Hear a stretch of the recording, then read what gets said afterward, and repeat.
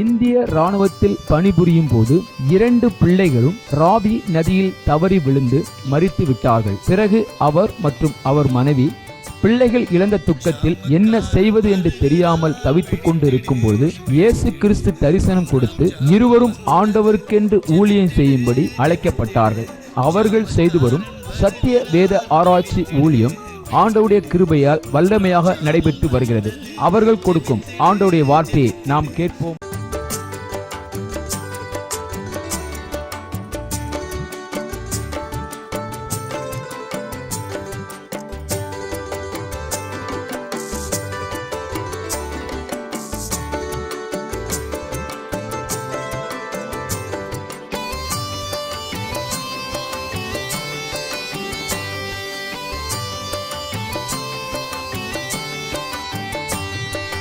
ஜாமக்காரன் வருகிறான், விழித்திடு விழித்திடு, 3ஆம் ஜாமம் வந்தது, ஜெபித்திடு ஜெபித்திடு.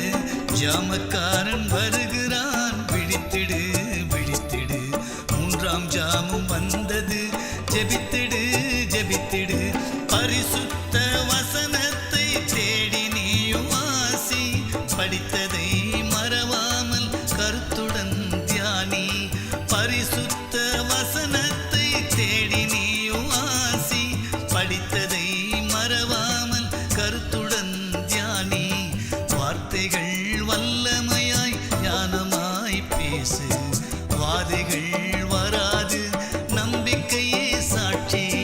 வார்த்தைகள் வல்லமையாய் ஞானமாய் பேசு, வாதைகள் வராது நம்பிக்கையே சாட்சி. ஜாமக்காரன் வருகிறான், விழித்திடு விழித்திடு, 3ஆம் ஜாமம் வந்தது, ஜெபித்திடு ஜெபித்திடு.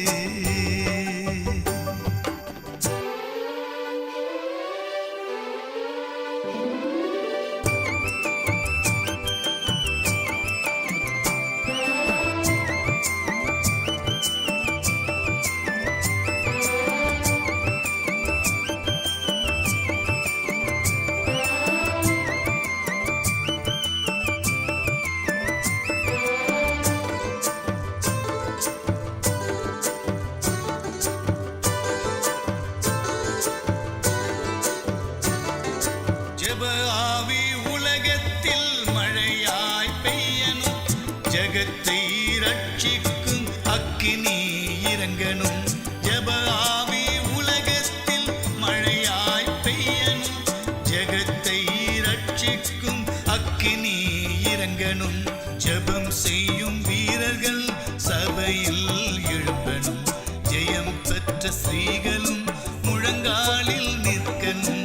ஜெபம் செய்யும் வீரர்கள் சபையில் எழும்பணும், ஜெயம் பெற்ற ஸ்திரீகளும் முழங்காலில் நிற்கணும். ஜாமக்காரன் வருகிறான், விழித்திடு விழித்திடு, 3ஆம் ஜாமம் வந்தது, ஜெபித்திடு ஜெபித்திடு.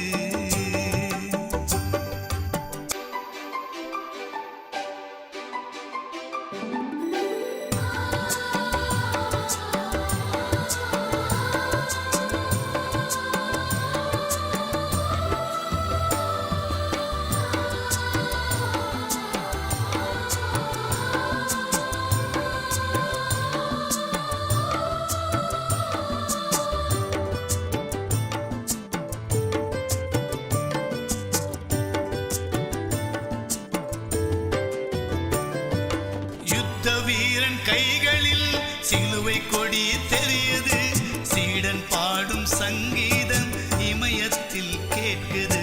யுத்த வீரன் கைகளில் சிலுவை கொடி தெரியுது, சீடன் பாடும் சங்கீதம் இமயத்தில் கேட்குது. சமாதான சுவிசேஷ பாதரட்சை அணிந்திடு, ஆவியின் பட்டயமே அணி அணியாய் புறப்படு. சமாதான சுவிசேஷ பாதரட்சை அணிந்திடு, ஆவியின் பட்டயமே அணி அணியாய் புறப்படு. ஜாமக்காரன் வருகிறான், விழித்திடு விழித்திடு, 3ஆம் ஜாமம் வந்தது, ஜெபித்திடு ஜெபித்திடு.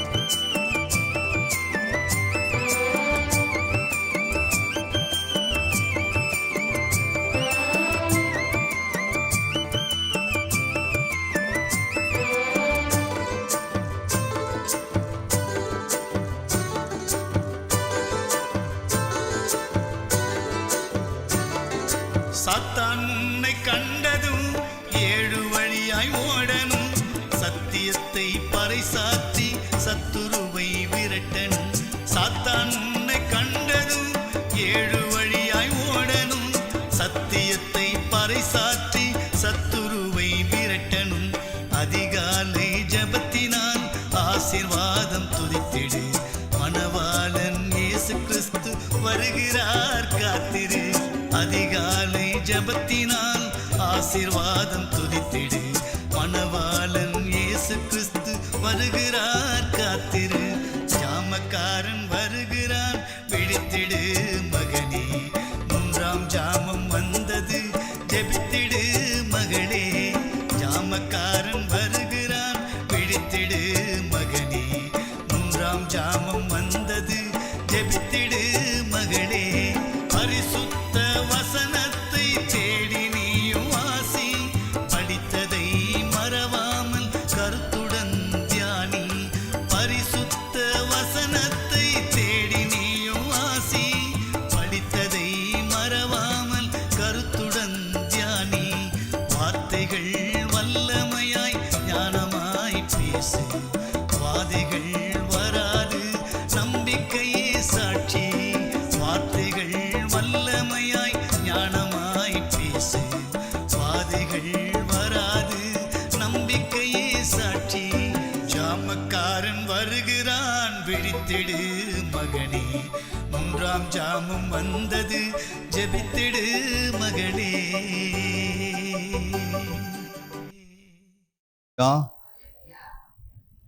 சோத்திரம் ஆண்டவரே, உம்மை சோத்திரிக்கிறோம். எத்தனை பேர் சந்தோஷமா இருக்கிறீங்க? என்னுடைய வார்த்தையை கேட்பதற்கு சந்தோஷமா இருக்கிறீங்களா? எத்தனை பேர் ஹோம்ஒர்க் பண்ணியிருக்கிறீங்க? ஒரு அதிகாரமாவது தேடி ஆராய்ந்து தியானிக்க வேண்டிய நாம் அனுதினமும் ஆண்டுடைய வார்த்தை என்ன செய்யணும்? தேடி வாசிக்கணும், ஆராய்ந்து வாசிக்கணும், தியானித்து வாசிக்கணும். அல்லேலூயா. கர்த்தருடைய நாமத்துக்கு மகிமை உண்டாவதாக. இது உங்களுடைய ப்ராக்டிக்கலாக நீங்கள் செய்யணும் இந்த வேலையை. அப்படி செய்தால் தான் உங்களுடைய பின்னாடி வர சந்ததிக்கு நீங்கள் கற்றுக் கொடுப்பீங்க. எத்தனையோ பேருக்கு இந்த சிலாக்கியம் கிடைக்கவில்லை, ஆனால் ஆண்டவர் நமக்கு கொடுத்துருக்கிறார். நீங்கள் அதை அப்படியே வந்து செய்தி கேட்டு போனீங்கன்னா உங்களுடைய வாழ்க்கையில் மறுமலர்ச்சி ரொம்ப லேட் ஆகும். ஆசீர்வாதம் பெறுவதுக்கெல்லாம் 10 வருஷத்துக்குள் நீங்கள் ஆசீர்வாதமாக இருக்கணும்னா அது 20-30 வருஷத்தில் போய் என்ன பண்ணோம்? அதுக்குள்ள வயசாகிடும். அல்லேலூயா. எத்தனை பேர் விசுவாசிக்கிறீங்க? அடுத்த முறை எத்தனை பேர் எழுதி கொண்டு வர போகிறீங்க? அதிகார ஆராய்ச்சி அவங்க மட்டும் கரங்களை உயர்த்தி காட்டுப்பாங்களா? எழுதி கொடுத்தா தான் உங்களுக்கு சர்டிஃபிகேட்டு. கேட்குறவங்க வந்து கேட்டுட்டு போகிறீங்க. ஆனால் என்ன பண்ணோம்? நானும் வந்து ஆண்டவருக்காக பரலோக படிப்பை நான் படித்து நிறைவேற்றணும். ஆண்டவர் சொன்னார், சத்தியத்தறிவில் சத்தியங்களை விடுதலையாக்காமல் அந்த சத்தியத்தை நீங்கள் அறிந்து கொள்ள வேண்டும். அல்லேலூயா. எத்தனை பேர் அதை கடைப்பிடிக்க வேண்டும்? இதற்காக அருமையான சகோதரி அவங்க பிரயாசப்படுறாங்க. எப்படியாவது நீங்கள் என்ன பண்ணணும்? நல்ல சத்தியத்திலே வளர வேண்டும், சத்தியத்திலே உங்களுடைய வாழ்க்கையை கொண்டு வர வேண்டும். அல்லேலூயா. அந்த ஒரு நோக்கத்துக்கு தான் அவங்க என்ன பண்ணுறாங்க? இந்த சத்தியத்துக்காக தான் நிற்கிறாங்க. சத்தியம் இல்லை அப்படின்னா ஒன்றும் செய்ய முடியாது. ஒரு கரங்களை தட்டி தேவ நாமத்தை மகிமைப்படுத்தி ஒரு பாடலை பாடி ஆண்டுடைய நாமத்தை மகிமைப்படுத்தலாம். நன்றியோடு நான் துதி பாடுவேன் எந்தன் இயேசு ராஜனே. எனக்காய் நீ செய்திட்ட நன்மைக்கா என்றும் நன்றி கூறுவேனா. நன்றியோடு பாடுவேன் எந்தன் இயேசு ராஜனே. எனக்காய் நீ செய்திட்ட நன்மைக்கா என்றும் நன்றி கூறுவேனா. எண்ணில் அடங்க நன்மைகள் யாவையும் எனக்களித்திடும் நாதனே. எண்ணில் அடங்க நன்மைகள் யாவையும் எனக்களித்திடும் நாதனே. நினைக்காத நன்மைகள் அளிப்பவரே உமக்கென்றுமே துதியே. நினைக்காத நன்மைகள் அளிப்பவரே உமக்கென்றுமே துதியே. நன்றியோடு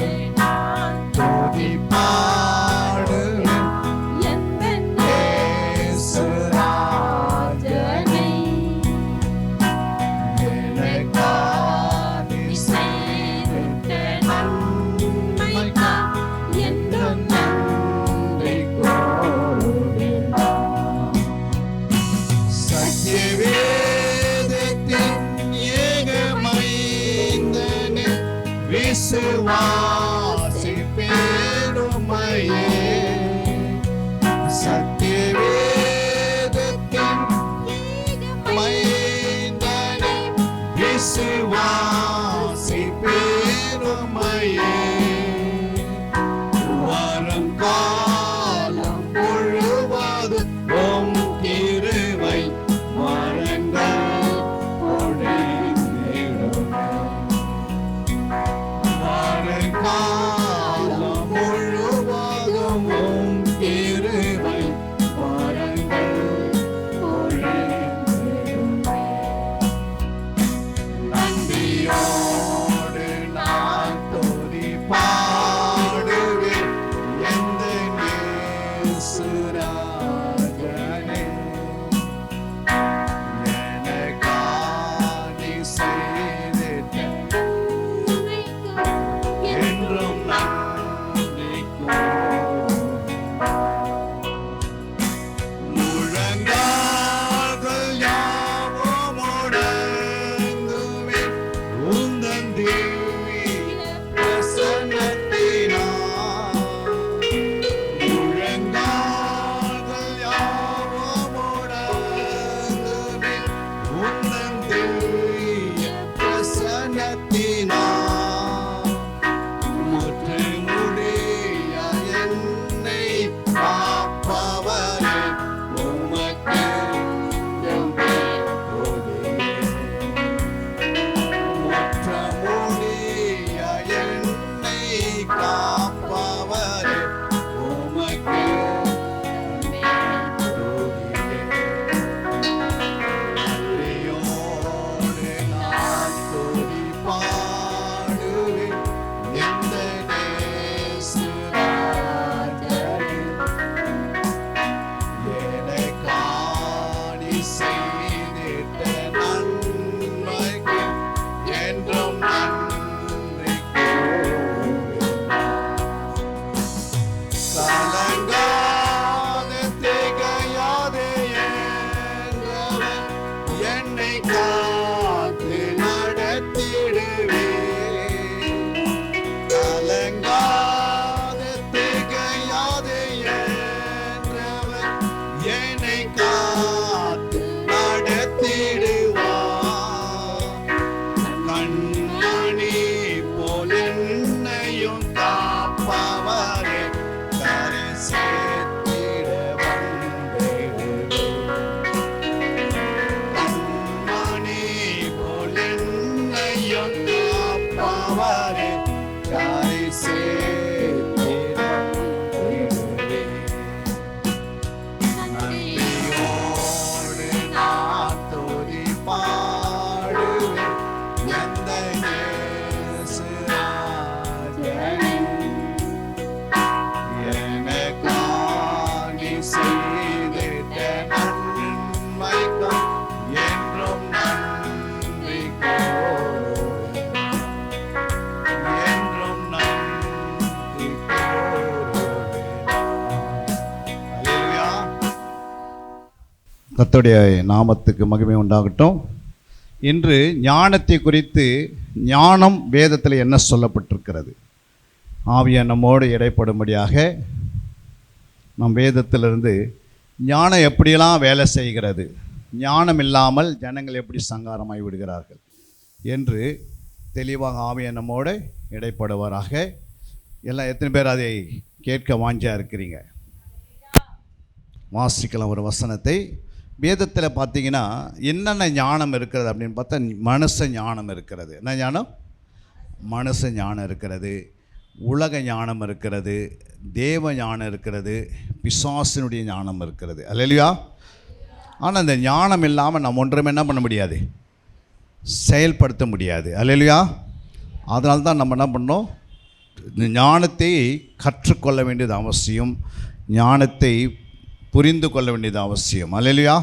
ஒவ்வொரு காரியத்தை குறித்து நம்ம பார்க்கும் போது அங்கே பிரசங்கி 10:10 வாசிக்கும் போது, இருப்பு ஆயுதம் மழுங்கலாய் இருக்க அதை ஒருவன் தீட்டாமற் போனால் அதிக பலத்தை பிரயோகம் பண்ண வேண்டியதாகும். ஆகையால் ஒரு காரியத்தை செவ்வையாக செய்வதற்கு ஞானமே பிரதானம். அல்லேலூயா. ஒரு காரியத்தை செய்வதற்கு எபேசியர் 5:15 சொல்லுகிறது, ஆனபடியினாலே நீங்கள் ஞானமற்றவர்களாய் போல நடவாமல் ஞானமுள்ளவர்களைப் போல கவனமாய் நடந்து கொள்ள வேண்டும். அல்லேலூயா. எப்படி சொல்கிறார் ஆண்டவர்? ஞானமுள்ளவர்களைப் போல கவனமாக என்ன செய்யணும்? ஒவ்வொரு ஸ்டெப் பை ஸ்டெப் நடந்து கொள்ள பார்க்க வேண்டும். அல்லேலூயா. கொலோசியரில் சொல்லப்பட்டிருக்கிறது 4ஆம் அதிகாரம் 5ஆம் வசனம். கொலோசியர் 4:5, புறம்பாய் இருக்கிறவர்களுக்கு முன்பாக ஞானமாய் நடந்து காலத்தை புரோஜனப்படுத்தி கொள்ளுங்கள். அல்லேலூயா. காலத்தை என்ன செய்யணும்? புரோஜனப்படுத்தி கொள்ளணும். அப்போ யாருக்கு முன்னாடி? புறம்பாய் இருக்கிற ஜனங்களுக்கு முன்பாக ஞானமாய் நடந்து நம்ம என்ன செய்யணும்? காலத்தை என்ன பண்ணோம்? ஒவ்வொரு நாளும் பொன் போல் இந்த காலத்தை வீணடிக்கக்கூடாது. அல்லேலூயா. தொடர்ந்து நீங்கள் என்ன செய்யணும்? ஒவ்வொரு நாளும் ஆண்டோடைய பாதத்தை பிடித்து ஒரு நாளைக்கு என்ன செய்யலாம்? ஒவ்வொரு நாளும் நீங்கள் தேசத்துக்காக, மக்களுக்காக, அணிந்து போகிற மக்களுக்காக, ஓடுகிற எல்லா வாகனங்களுக்காக, ஃப்ளைட்டுக்காக, ட்ரெயினுக்காக, தேசத்தில் நடக்கிற அரசியல்வாதிகளுக்காக, அதிகாரிகளுக்காக, துறைதனங்களுக்காக, அப்புறம் மத்திய துறை, மாநிலத்துறை, தனியார் துறைக்காக, ஒவ்வொரு சிறு பிள்ளைகளுக்காக, விபச்சார ஆவிகள் இந்த உலகத்தில் பிரவேசிக்காதபடிக்கு அதைகளை கடிந்து கொண்டு, வேசித்தனத்தின் ஆவிகளை கடிந்து கொண்டு, போத வஸ்துகளுக்கு அதாவது அடிமைப்படுத்துகிற ஆவிகளை கடிந்து கொண்டு, இப்படியாக நம்ம என்ன செய்யலாம்? ஒவ்வொரு நாளும் நம்முடைய ஜெப நேரத்தை என்ன செய்யணும்? அந்த நாட்களை, பொன்னான நாட்கள் என்ன செய்யணும்? ஞானமாய் என்ன பண்ணோம்? காலத்தை புரோஜனப்படுத்தி கொள்ளணும். அல்லேலூயா. அப்போ ஆண்டவர் சொல்கிற ஒவ்வொரு நாளும் விலையேறி பெற்ற நாட்கள். நமக்கு ஒரு நாள் பிறக்குதுன்னா அதில் எவ்வளோ செபிக்க போகிறோம், எவ்வளோ நான் சத்தியத்தை அறிய போகிறேன், இன்னும் நான் எவ்வளோ பேருக்காக ஜெபம் பண்ண போகிறேன், இப்படி தான் நம்ம எண்ணம் ஓடணும். தவிர நம்ம எழுந்த பிறகு ஊரெல்லாம் நம்ம சுற்றிக்கின்னு தேவையில்லாத காரியங்களாக ஈடுபட்டு தேவையில்லாத காரியங்களாக உள்ளே போய் நுழைஞ்சி ஞானமற்ற பிள்ளைகளாக வாழ்ந்து விடக்கூடாது. அல்லேலூயா. ரட்சிக்கப்பட்டவர்களுக்கு எப்படி இருந்தால் உலகத்தை என்ன செய்யணும்? ஆதாயப்படுத்தணும். அல்லேலூயா. இந்த உலகத்தில் மக்கள் எப்படியாவது உள்ளே கொண்டு வரணும்னா அதுக்கு யார் வேணும்? ரட்சிக்கப்பட்ட ஜெபிக்கிறவர்கள் வேணும், சுவிசேஷ அறிவிக்கிற பிள்ளை வேணும், நற்கிரிகள் செய்கிற பிள்ளைகள் வேணும், ஆண்டவருக்காக எழும்பி சொல்லுகிற பிள்ளைகள் வேண்டும், அவருக்காக கொடுத்து தாங்கிறவர்கள் வேணும், சபைகளை கட்டி நிறைவேற்றுகள் வேணும். ஏதாவது ஒரு கர்த்தருக்கான்று என்ன பண்ணணும்? ஒவ்வொரு நாளும் நம்ம என்ன செய்யணும்? இந்த வேலைகளை செய்யணும். ஞானம் உள்ளவர்களாய் நடக்கணுன்றார் ஆண்டவர். இந்த புறம்பாக இருக்கிற மக்களுக்கு மத்தியில் எப்படி இருக்கணும்? ஞானமாய் நடக்கிறோன்னா அப்போ நம்மக்கிட்ட என்னென்ன இருக்கிறது? நம்மக்கிட்ட பணம் இருந்தால் தான் நம்ம நற்கிரியை செய்யணுன்றதில்ல. நீங்கள் ஜெபத்தினால் தாங்கலாம். அல்லேலூயா. இந்த வேதத்தை கற்று தேடி மற்றவங்களுக்கு சொல்லித்தரலாம். இந்த நாளை ஒவ்வொரு நாளும் நம்ம பயன்படுத்தி கொள்ள வேண்டும். அதுதான் ஆண்டவருடைய விருப்பமாக இருக்கிறது. அது மட்டும் ஆண்டவர் சொல்கிறார். ரோமர் 16:19 சொல்கிறாரு, உங்கள் கீழ்ப்படிதல் யாவருக்கு தெரிய வந்திருக்கிறது, ஆகியால் உங்களை குறித்து சந்தோஷப்படுகிறேன். ஆனாலும் நீங்கள் நன்மைக்கு ஞானிகளும் தீமைக்கு பேதைகளாக இருக்க வேண்டும் என்று விரும்புகிறேன். ஆண்டவர் என்ன சொல்கிறாரு? நன்மைக்கு நான் எப்படி இருக்கணுமா? நன்மைக்கு ஞானிகளாக இருக்கணும், தீமைக்கு பேதைகளாக இருக்கணும். அல்லேலூயா. தீமையான காரியங்களை, கதைகள், சினிமா, இந்த உலக பைத்தியம், உலக காரியங்களுக்காக நம்ம என்ன செய்யக்கூடாது? அதுக்கெல்லாம் ஒரு பேதையாக மாறிடணும். அல்லேலூயா. ஆனால் நன்மைக்கு மட்டும் எப்படி இருக்கணும்? நல்ல ஒரு ஞானியாக இருக்கணும். சாலமோன் இடத்துல ஞானி இருந்தது, பெரிய ஆலயத்தை கட்டி நிறைவேற்றுகிறார். அல்லேலூயா. அப்போ ஞானம் இருந்ததுனால கட்டிட்டார். தானியேலுக்கிட்ட ஒரு நல்ல ஞானம் இருந்தது. அவர் 3 வேளை ஜெபம் பண்ணி சிறைப்பட்டவர்களை சிறையிலேருந்து மீட்டெடுப்பதற்கு 21 நாள் கம்பீரமாக ஜெபம் பண்ணுறாரு. அல்லேலூயா. யோசேப்பிடத்தில் நல்ல ஞானம் இருந்ததுனால அந்த ஞானத்தினால அந்த தேசத்தை என்ன பண்ணார்? வழிநடத்தினார். அல்லேலூயா. அப்போ ஞானிகளை கர்த்தர் என்ன பண்ணுறார்? தேடுகிறார். புரியுங்களா? அப்போ நம்ம ஞானவான்களாக இருப்பதுக்கு என்ன செய்யணும்? ஒவ்வொரு நாளும் நம்ம என்ன செய்யணும்? ஞானத்துக்குள்ளேயே வளர வேண்டும். அல்லேலூயா. அதுதான் ஆண்டோடைய விருப்பமாக இருக்கிறது. அதை மட்டும் இல்லை, ஆண்டவர் சொல்கிறாங்க, இது நான் சொன்னது உங்களுக்கு என்ன ஞானம்? இருப்பாயுதம் முழங்கலாக இருக்க அதை ஒருவன் தீட்டாமல் போனால் அதிக பலத்தை பயன்படுத்தணும். அப்போ நான் ரொம்ப கஷ்டப்படுவோம். ஒரு பொருளை ஆசீர்வாதம் பெற்றுக்கொள்ளத்துக்கு முடியாது, ரொம்ப நாள் ஆகும். நீங்கள் ஜெபம் பண்ணி சோர்ந்து போயிடுவீங்க. அல்லேலூயா. அதனால தான் ஆண்டவர் என்ன செய்கிறாரு? நீங்கள் எப்படி இருக்கணும்? இருப்பு ஆயுதம் முழங்கலாக இருந்தால் அதை தீட்டாமல் போனால் அதிக பலத்தை கொடுக்கணும். ஆனால் ஞானம் உங்களுக்குள்ளே இருந்தால் ஒரு காரியத்தை சபையாக செய்வதற்கு ஞானமே பிரதானம். அப்போ அந்த ஞானம் உனக்குள்ளே இருந்துச்சுன்னா வெகு வேகமாக நன்மை பெறலாம். அல்லேலூயா. அதை குறித்து நம்ம பல காரியங்களை குறித்து ஆண்டவர் நம்மோடு இங்கே பேசி கொண்டிருக்கிறார்.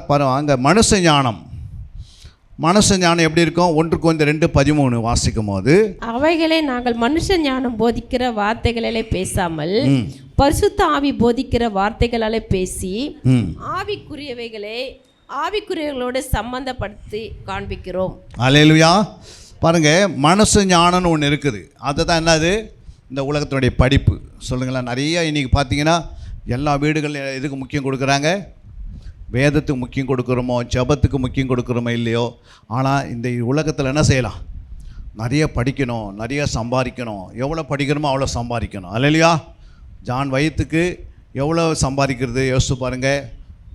மனுஷனுக்கு என்ன இல்லை, கண்ணுக்கு வந்து என்ன பண்ணாது? கண்ணெல்லாம் எதெல்லாம் பார்க்குறோமோ அது திருப்தி அடையாதான். அல்லேலூயா. பாதாளம் திருப்தி அடையாது, நரகம் திருப்தி அடையாது. ஏன் திருப்தி அடையாதுன்னா அது என்ன பண்ணோம்? இன்னும் சொல்லுமா, இன்னும் சம்பாரி, இன்னும் ஓடினே இரு, இன்னும் சம்பாரித்து பேங்க்கில் போடு, இன்னும் சம்பாரித்து அங்கே ஒரு பிளாட் வாங்கி வை அப்படின்னு என்ன பண்ணுவாங்க ஜனங்க?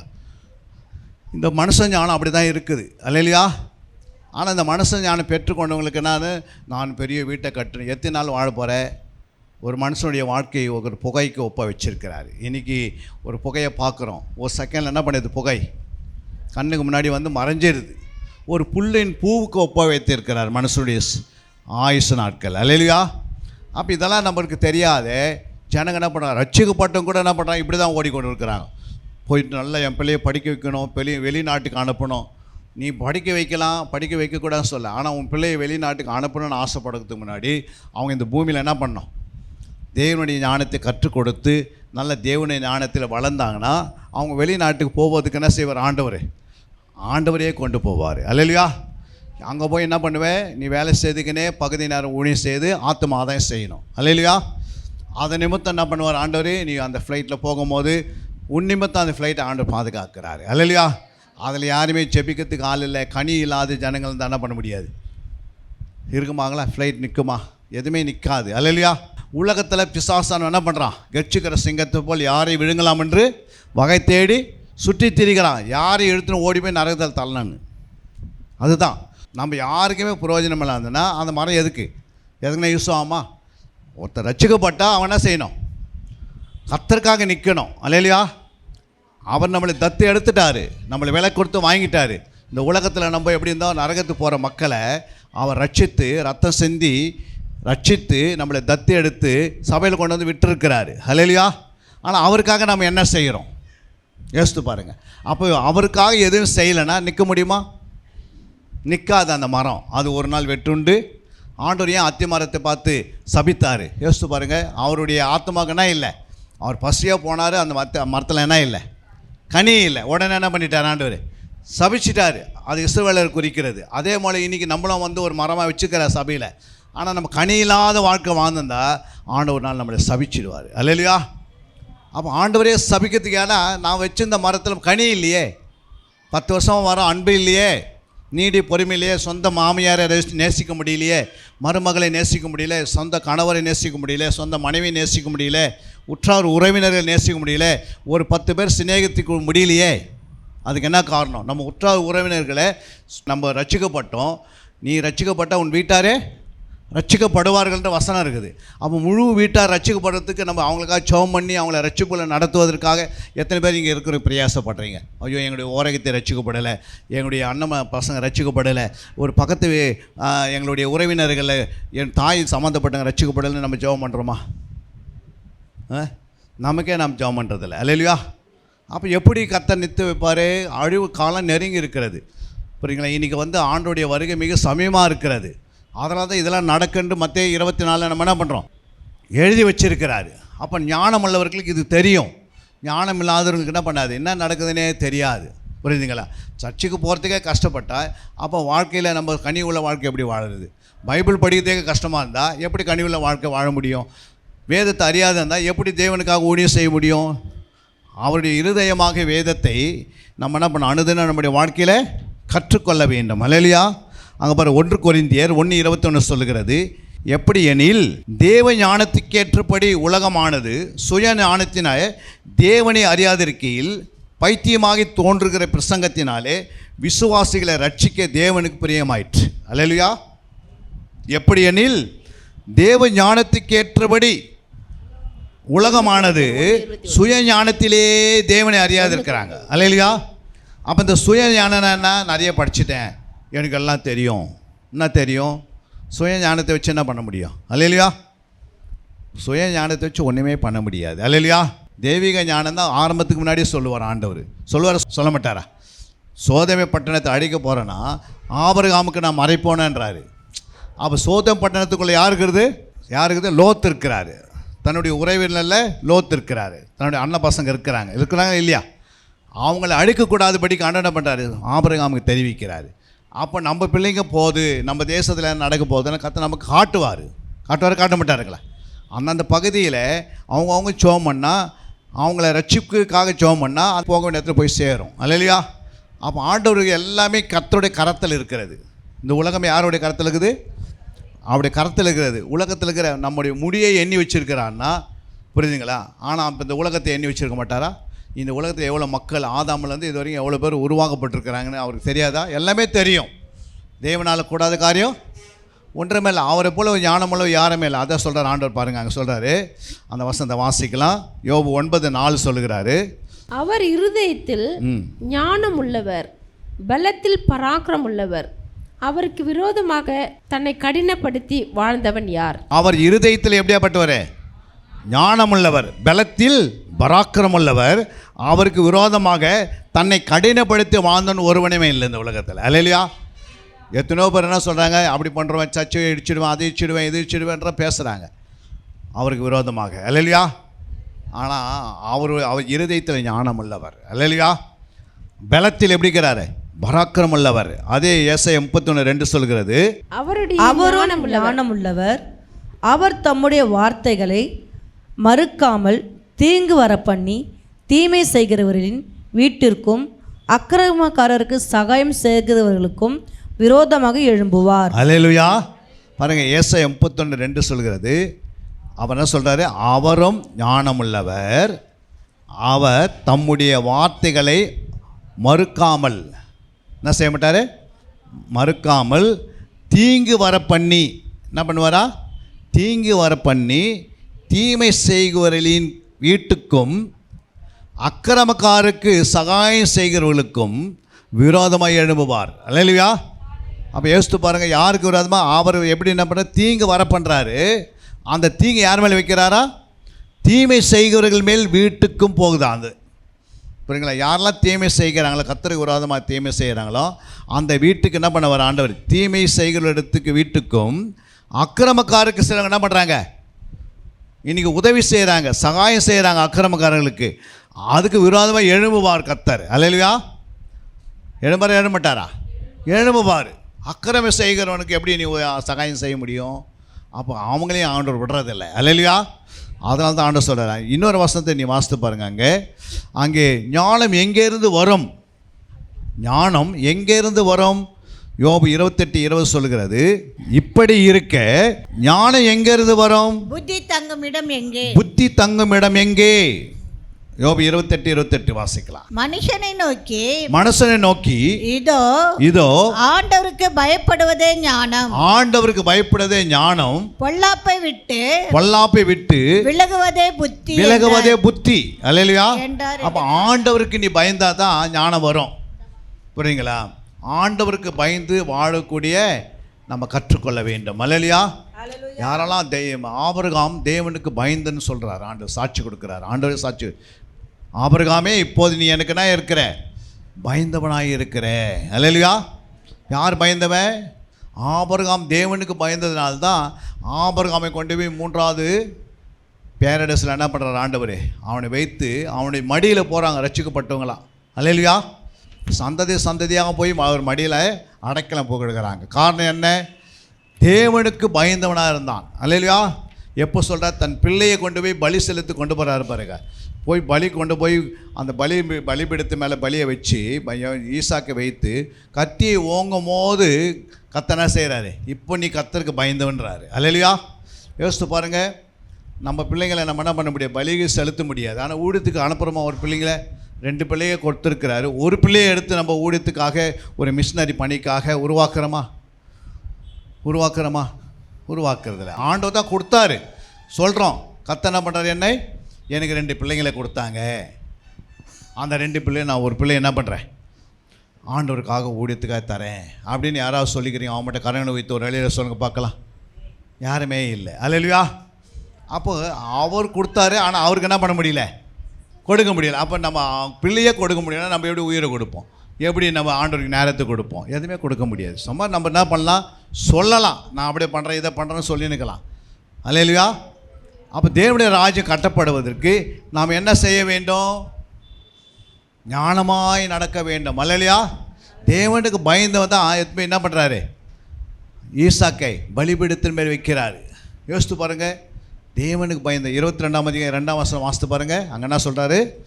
ஆதி 22:2-12 வாசிக்கலாம். அப்பொழுது அவர், உன் புத்திரனும் உன் ஏகசுதனும் உன் நேசகுமாரனுமாகிய ஈசாக்கை நீ இப்பொழுது அழைத்து கொண்டு மோரியா தேசத்திற்கு போய் அங்கே நான் உனக்கு குறிக்கும் மலைகள் ஒன்றின் மேல் அவனை தகன பலியாக பலியிடு என்றார். இந்த வார்த்தைக்கு என்ன பண்ணல? ஆபிரகாம் மறுக்கலை. அல்லேலூயா. அப்போ 12ஆம் வசனம் என்ன சொல்றாரு? அப்பொழுது அவர், பிள்ளையாண்டான் மேல் உன் கையை போடாதே, அவனுக்கு ஒன்றும் செய்யாதே, நீ அவனை உன் புத்திரன் என்றும் உன் ஏக சுதன் என்றும் பாராமல் எனக்காக ஒப்பு கொடுத்தபடியினால் நீ தேவனுக்கு பயப்படுகிறவன் என்று இப்பொழுது அறிந்திருக்கிறேன் என்றார். பாருங்க, இப்போது எப்போ தேவனுக்கு பயப்படுறாரு ஆபிரகாம்? 75வது வயசில் ஆண்டவர் அடைக்கிறாரு ஆபிரகாம. 100வது வயசில் பிள்ளை பிறக்குது. புரியுங்களா? பிள்ளை பிறந்து வளர்ந்து ஒரு குறிப்பிட்ட நாள் வருது. கிட்டத்தட்ட ஒரு 15லேருந்து ஒரு 18 வருஷம் வச்சுங்க. இப்போ இந்த பிள்ளையை கொண்டு போய் என்ன செய்? எனக்கு பலி செலுத்திருந்தார். அப்போது அவர் 25 வருஷம் கர்த்தருக்கு என்ன பண்ணல? அந்த அளவுக்கு பயப்படல. ஆனால் கீழ்ப்படைந்திருந்தார், விசுவாசித்தார். அப்போ ஒரு ஸ்டேஜாக வராரு. அவர் உண்மையாக இருந்திருக்கிறாரு. அல்லேலூயா. ஃபஸ்ட்டு விசுவாசிக்கிறாரு, 2வது கீழ்ப்படுகிறாரு, 3வது உண்மையாக இருக்கிறாரு, 4வது தீர்க்கதரிசியாக மாற்றுகிறார் ஆண்டவர். இப்படி அவர் என்ன பண்ணுறாரு? மற்றவங்க ஜோம் பண்ணி குழந்தை பிறக்க வைக்கிறாரு. இதெல்லாம் செய்தனே வராரு. ஆனால் எப்போ தேவ பயம் வருதுன்னு பார்த்தீங்கன்னா கிட்டத்தட்ட ஒரு 40 வருஷம் ஆன பிறகு சர்ச்சைக்கு வந்து. அல்லேலூயா. நம்ம இப்போ 20 வருஷம் வந்து கூட என்ன வரல, இன்னும் தேவ பயம் வரமாட்டேங்குது. அல்லேலூயா. சொல்லி சொல்லி கூப்பிட்றதா இருக்குது, வாங்க வாங்க வாங்க வாங்கன்றது. தேவனுக்கு பயந்தவருங்க சொல்லி கூப்பிட வேண்டிய அவசியமா? இந்த நாள் வரும்போது நம்ம என்ன செய்யணும்? இதுக்காக செபிக்கணும், ஆயத்தமாக இருக்கணும். ஆண்டவரே, இந்த நாளில் ஒரு புதிய ஆத்துமாக்களை நான் கொண்டு வரணும், ஒரு புதிய ஆத்துமாக்களுக்காக என்ன செய்யணும்? செபிக்கணும். அப்போ ஆண்டவர் கொடுப்பார். அப்போ இதெல்லாம் நம்ம ஞானத்தோடு செய்தால் தான் முடியும். அல்லேலூயா. ஞானம் இல்லாத என்ன பண்ண முடியாது? தேவனுக்காக ஒன்றும் செய்யவே முடியாது. அல்லேலூயா. அதனால தான் ஆண்டவர் சொல்கிறார். இன்னொரு வசனம் கூட வாசித்து பாருங்கள். நீதிமொழி 14:16. ஞானமுள்ளவன் பயந்து தீமைக்கு விலகுகிறான், மதியினனோ மூர்க்கம் கொண்டு துணிகரமாய் இருக்கிறான். அப்போ ஞானமுள்ளவன் என்ன செய்கிறாரு? பயப்படுறான். நம்ம ஞானமுள்ள நம்ம பிள்ளைங்க அம்மா உருவாக்குங்க. நான் சொல்கிறது மனச ஞானம் இல்லை, மனசு ஞானம் வேறு. புரியுதுங்களா? மனசு ஞானத்துக்கு அவங்களுக்கு உலக அறிவே தேவன் யாருன்னு தெரியாத போயிடுது. மனசு ஞானிகளுக்கு நிறைய படித்தவங்களுக்கு போய் பாருங்கள், அந்த ஞானம் வந்து இருமாப்பு உண்டாக்கிடும். புரியுதுங்களா? அதாவது இந்த உலக ஞானத்தில் இந்த மனசு ஞானத்தை வச்சு ஒன்றும் பண்ண முடியாது. அதான் ஆண்டவர் சொல்கிறாரு, ஞானமுள்ளவனா ஒருத்தர் இருந்தால் அவன் ஆண்டவருக்கு பயந்துக்கினே இருப்பான். அல்லேலூயா.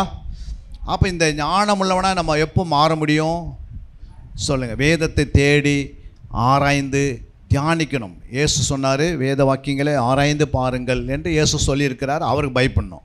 2வது என்ன சொன்னார்? பிதா என்ன சொல்லியிருக்கிறார்? என் வேத வாக்கியங்களை தேடி வாசிக்கணும் அப்படின்னு பிதா சொன்னார். அவருக்கு பயப்படணும். 3வது ஆண்டவர் என்ன சொன்னார்? பரிசுத்தாவின் சொன்னார், என் வேத வாக்கியங்களை தியானம் பண்ணி பாருங்கள். பரிசுத்தாவினுக்கு பயப்படணும். அப்போ யார் பயப்படுறாங்களோ அவங்க தான் என்ன பண்ணுவாங்க? தேடுவாங்க, அதை ஆராய்வாங்க, அதை தியானிப்பாங்க, அதை அப்படியே கை கொள்ளுவாங்க. ஏன்னா தியானிக்கும் போது ஆட்டோமேட்டிக்காக கை கொள்வது வந்துடும். அல்லேலூயா. தியானிக்காதவங்களுக்கு என்ன வராது? அவ்வளோ சீக்கிரம் அந்த வசனத்தை கை கொள்ளவே முடியாது. ஏன்னா மெசேஜ் கேட்குறோம், அது இருதயத்துக்கு போய் அங்கே தியானிக்கின்ற ஒரு இடம் இருக்கிறது இருதயத்தில். அல்லேலூயா. அங்கே நம்ம தியானிக்கிறதுக்கு அந்த வார்த்தை உள்ளே போன பிறகு, நீங்கள் என்னிலும் என் வார்த்தை உங்களிலும் நிலைத்திருந்தால் நீங்கள் எவைகளாம் கேட்டுக்கொள்ளும் அவைகளாம் என்ன பண்ணுவேன், உங்களுக்கு செய்வேன், கொடுப்பேன்றாரு. அது பிறகு நீங்கள் மிகுந்த கனி கொடுப்பதுனா எனக்கு சீசராக இருப்பீங்க, என் பிதா மகிமைப்படுவான்றாரு. அப்போ இதெல்லாம் ஏன் சொல்கிறாரு, நீங்கள் என்னிலும் என் வார்த்தை உங்களிலும் நிலைத்து இருக்கிறது. அங்கே நிலைத்து இருக்கும் போது தான் தியானிக்கிறோம். அப்போ தான் அந்த வார்த்தை என்ன பண்ணுது, அவரை போல உருவாக்குது. அல்லேலூயா. தியானன்றது என்ன, அவருடைய வார்த்தையே சிந்திக்கிறது, அவரையே யோசிக்கிறது, அவரையே நினைச்சினே இருக்கிறது. அந்த வார்த்தையை யோசித்து எப்படி இந்த ஆபிரகாம் தேவனுக்கு பயந்து நடந்தான் என்று அந்த வார்த்தையை வச்சு நீங்கள் மனசில் இது உள்ளே போயிடுச்சு. இப்போது தேவனுக்கு எப்படி ஆபிரகாம் பயந்தான்னு இந்த வார்த்தை உள்ளே வச்சு என்ன செய்யணும், மனசில் வச்சு அதே சிந்தித்திருக்கும் போது அந்த பயம் நமக்குள்ளே உருவாகுது. அல்லேலூயா. ஞானமுள்ளவன் கர்த்தருக்கு பயந்து இருக்கிறான்னு சொல்கிறேன். ஞானமுள்ள பயந்து தீமைக்கு விலகுகிறான். அப்போ கர்த்தருக்கு பயப்படும்போது தீமை தானாக விலகுது. நம்ம விட்டு தீமை என்ன பண்ணிடுது, தீமையான காரியம் நம்ம விட்டு விலகிறது, நம்ம பிள்ளைகளை விட்டு விலகிறது, நம்ம குடும்பத்தை விட்டு விலகுது. ஏன் அப்படின்னா அந்த ஞானமானங்களாக உருவாக்கினே இருக்கணும் பிள்ளைகளை. அல்லேலூயா. ஒரு பக்கம் நீ உலக படிப்பு, மறுபக்கம் ஆண்டுடைய படிப்பு, இன்னொரு பக்கம் என்ன செய்யணும், ஊழியம், இதெல்லாம் என்ன பண்ணணும், இதெல்லாம் செய்துக்கினே இருக்கணும். அல்லேலூயா. மெஷின் ஆனது என்ன பண்ணணும், சக்கரை என்ன பண்ணுது, ஓடிக்கினே இருந்தால் எப்படி அது ஒரு இடத்துல நிற்குதா, அந்த மாதிரி நம்ம என்ன செய்யணும், நம்மளே ஒரு வீல் மாதிரி ஓடிக்கினே இருக்கணும். அல்லேலூயா. எப்போயுமே நம்ம என்ன பண்ணோம், சுயனுக்கினே இருக்கணும். பூமியானது என்ன பண்ணுது, 360 டிகிரி என்ன பண்ணுது, அது சுற்றிக்கினே இருக்குது. அது நின்றுட்டா என்னாகும், ஆண்டோடைய வார்த்தை வருகை வந்துச்சுன்னு அர்த்தம். அல்லேலூயா. அந்த பூமியை நிற்க வைக்காத அவர் என்ன பண்ணுறாரு, என் வார்த்தையினாலே தாங்கி கொண்டிருக்கிறேன், என் வசனத்தினால தாங்குகிறேன். அப்போ இந்த வசனம் என்ன பண்ணுது, பூமிக்கு கீழ்ப்படிந்திருக்குது. அவர் அனுப்பின அந்த வார்த்தை வசனத்துக்கு பூமியானது என்ன பண்ண மாட்டேது, லெஃப்ட் ரைட் எங்கே என்ன பண்ண மாட்டேது, இடத்தை விட்டு போகாது. ஏன்னா அவர் சொல்கிற வரைக்கும் அப்படியே இருக்கும். அந்த வார்த்தையை எடுக்கும் போது தான் பூமி என்ன பண்ணது, ஒன்றோடு ஒன்று மோத ஆரம்பிக்குது. அல்லேலூயா. அப்போ எப்போ எடுப்பார், அதுக்கு ஒரு நாள் இருக்கிறது. அன்றைக்கி இந்த பூமியை அக்னினால் என்ன பண்ண போகிறாரு, அக்னினாலே அழிச்சிட்டு போகிறாரு. இந்த பூமி எதுக்காக இறையாக இருக்குது, ஜலத்தினால் அடிக்க மாட்டார். ஏன் ஜலத்தினால் ஏன் அடிக்க மாட்டார்னு, நோவாவுடைய காலத்தில் ஜலத்தினால் அழிச்சார். அல்லேலூயா. அன்றைக்கி ஜலத்தினால் ஏன் அழிச்சார், அன்றைக்கி யாருமே பில்டிங் கட்டலை. அல்லேலூயா. பில்டிங் கட்டினாங்களா, 100 அடிக்கு பில்டிங் கட்டி என்ன வாழ்ந்தாங்களா, அப்பார்ட்மெண்ட்டெல்லாம் எப்படி அடிக்க முடியும், அக்னினால் தான் அடிக்க முடியும். அல்லேலூயா. அக்னி வரும்போது அப்பார்ட்மெண்ட் இருக்குமா, எந்த அப்பார்ட்மெண்ட்டும் இருக்காது. உலகத்தில் பட்டின பில்டிங், அதுக்கு தான் அக்னியை வச்சுருக்கிறார். ஏன்னா ஜனங்க அறிவு பெருத்து என்னை மறந்துடுவாங்க, என்னை விட்டு விலகிடுவாங்க, பிசாசுக்கு அடிமையாகிடுவாங்க, பிசாசு ஞானத்தில் வளருவாங்க. அதனால் நான் என்ன பண்ணுவேன், என் வார்த்தையை அனுப்பி என்ன பண்ணுப்பார், பூமியை அக்னினாலே அழிப்பாருன்னு வசனம் இருக்குது. இருக்கதா இல்லையா, இருக்குது. அப்போ அந்த வசனத்தை எப்போ பயன்படுத்துவார், அதுக்கு ஒரு நாள் வச்சுருக்கிறார். புரியுங்களா. அந்த நாள் வர வரைக்கும் என்ன பண்ணாது, இந்த பூமி அது வரைக்கும் நிற்கும். புரியுங்களா. அதுக்குள்ளே ஆண்டவர் செய்ய வேண்டிய வேலையெல்லாம் செய்து முடிச்சிடுவார். புரியுங்களா. பரிசுத்தவான்களை பரலோகத்துக்கு கொண்டு வேண்டிய வச்சுடுவார். என்னென்ன நடக்குமோ அதெல்லாம் ஆண்டவர் செய்ய வேண்டிய வேலை செய்வார். பரிசுத்தவான் அந்த நாளில் இருக்கவே மாட்டார் பூமியில். அல்லேலூயா. அப்போ யார் இருப்பாங்க, சுயநலத்தோடு வாழ்ந்தவங்க, சுயநலத்தோடு இருந்தவங்க, ஜெபிக்காதவங்க, ஆண்டவர் விட்டு விலகினவங்க, தமக்கு சொந்த ஞானத்தினால் வளர்ந்தவங்க, இந்த உலக பிரகாரமாக வாழ்ந்தவங்கெல்லாம் எங்கே இருப்பாங்க, பூமியில் இருப்பாங்க. அவங்களுக்கு என்ன நடக்குன்னு அவங்களுக்கே தெரியாது. கடைசி நேரத்தில் பூமியில் என்ன பண்ணுவோம், அந்த அக்னி வரும்போது எல்லா பில்டிங் என்ன ஆகும், ஒரு செகண்டில் மாவு மாதிரி ஆகிடும், சாம்பல் மாதிரி ஆகிடும். அல்லேலூயா. சாம்பல் மாதிரி ஆவண பிறகு தான் என்ன பண்ணுவார் ஆண்டவர், அப்புறம் தான் புதிய பூமியை உண்டாக்குறாரு. அல்லேலூயா. அப்போ சாம்பல் மாதிரி எப்போ உண்டாக்க போகிறாரு, அது ஒரு நாட்கள் இருக்குது. அப்போ புதிய வானம், புதிய பூமி, புதிய எருசலேம் எல்லாம் உண்டாக்குவார். ஏன்னா அப்போ புது சந்ததிக்கென்று உருவாக்குவார். அல்லேலூயா. ஒரு நாளும் பூமி இது போனால் வேறு இருக்கிறது. ஆனால் நம்ம என்ன செய்யணும், ஞானவான்களாக நடக்கணும். அல்லேலூயா. கர்த்தருக்கு பயந்து வாழணும். அங்கே சொல்லப்படுது, லூக்கா 1:17 சொல்லுகிறது, பிதாக்களுடைய இருதயங்களை பிள்ளைகளிடத்திற்கும் கீழ்ப்படியாதவர்களை நீதிமானுடைய ஞானத்திற்கும் திருப்பி உத்தமமான ஜனத்தை கர்த்தருக்கு ஆயத்தப்படுத்தும்படியாக அவன் எலியாவின் ஆவியையும் பலமும் உடையவனாய் அவருக்கு முன்னே நடப்பான் என்றார். அல்லேலூயா.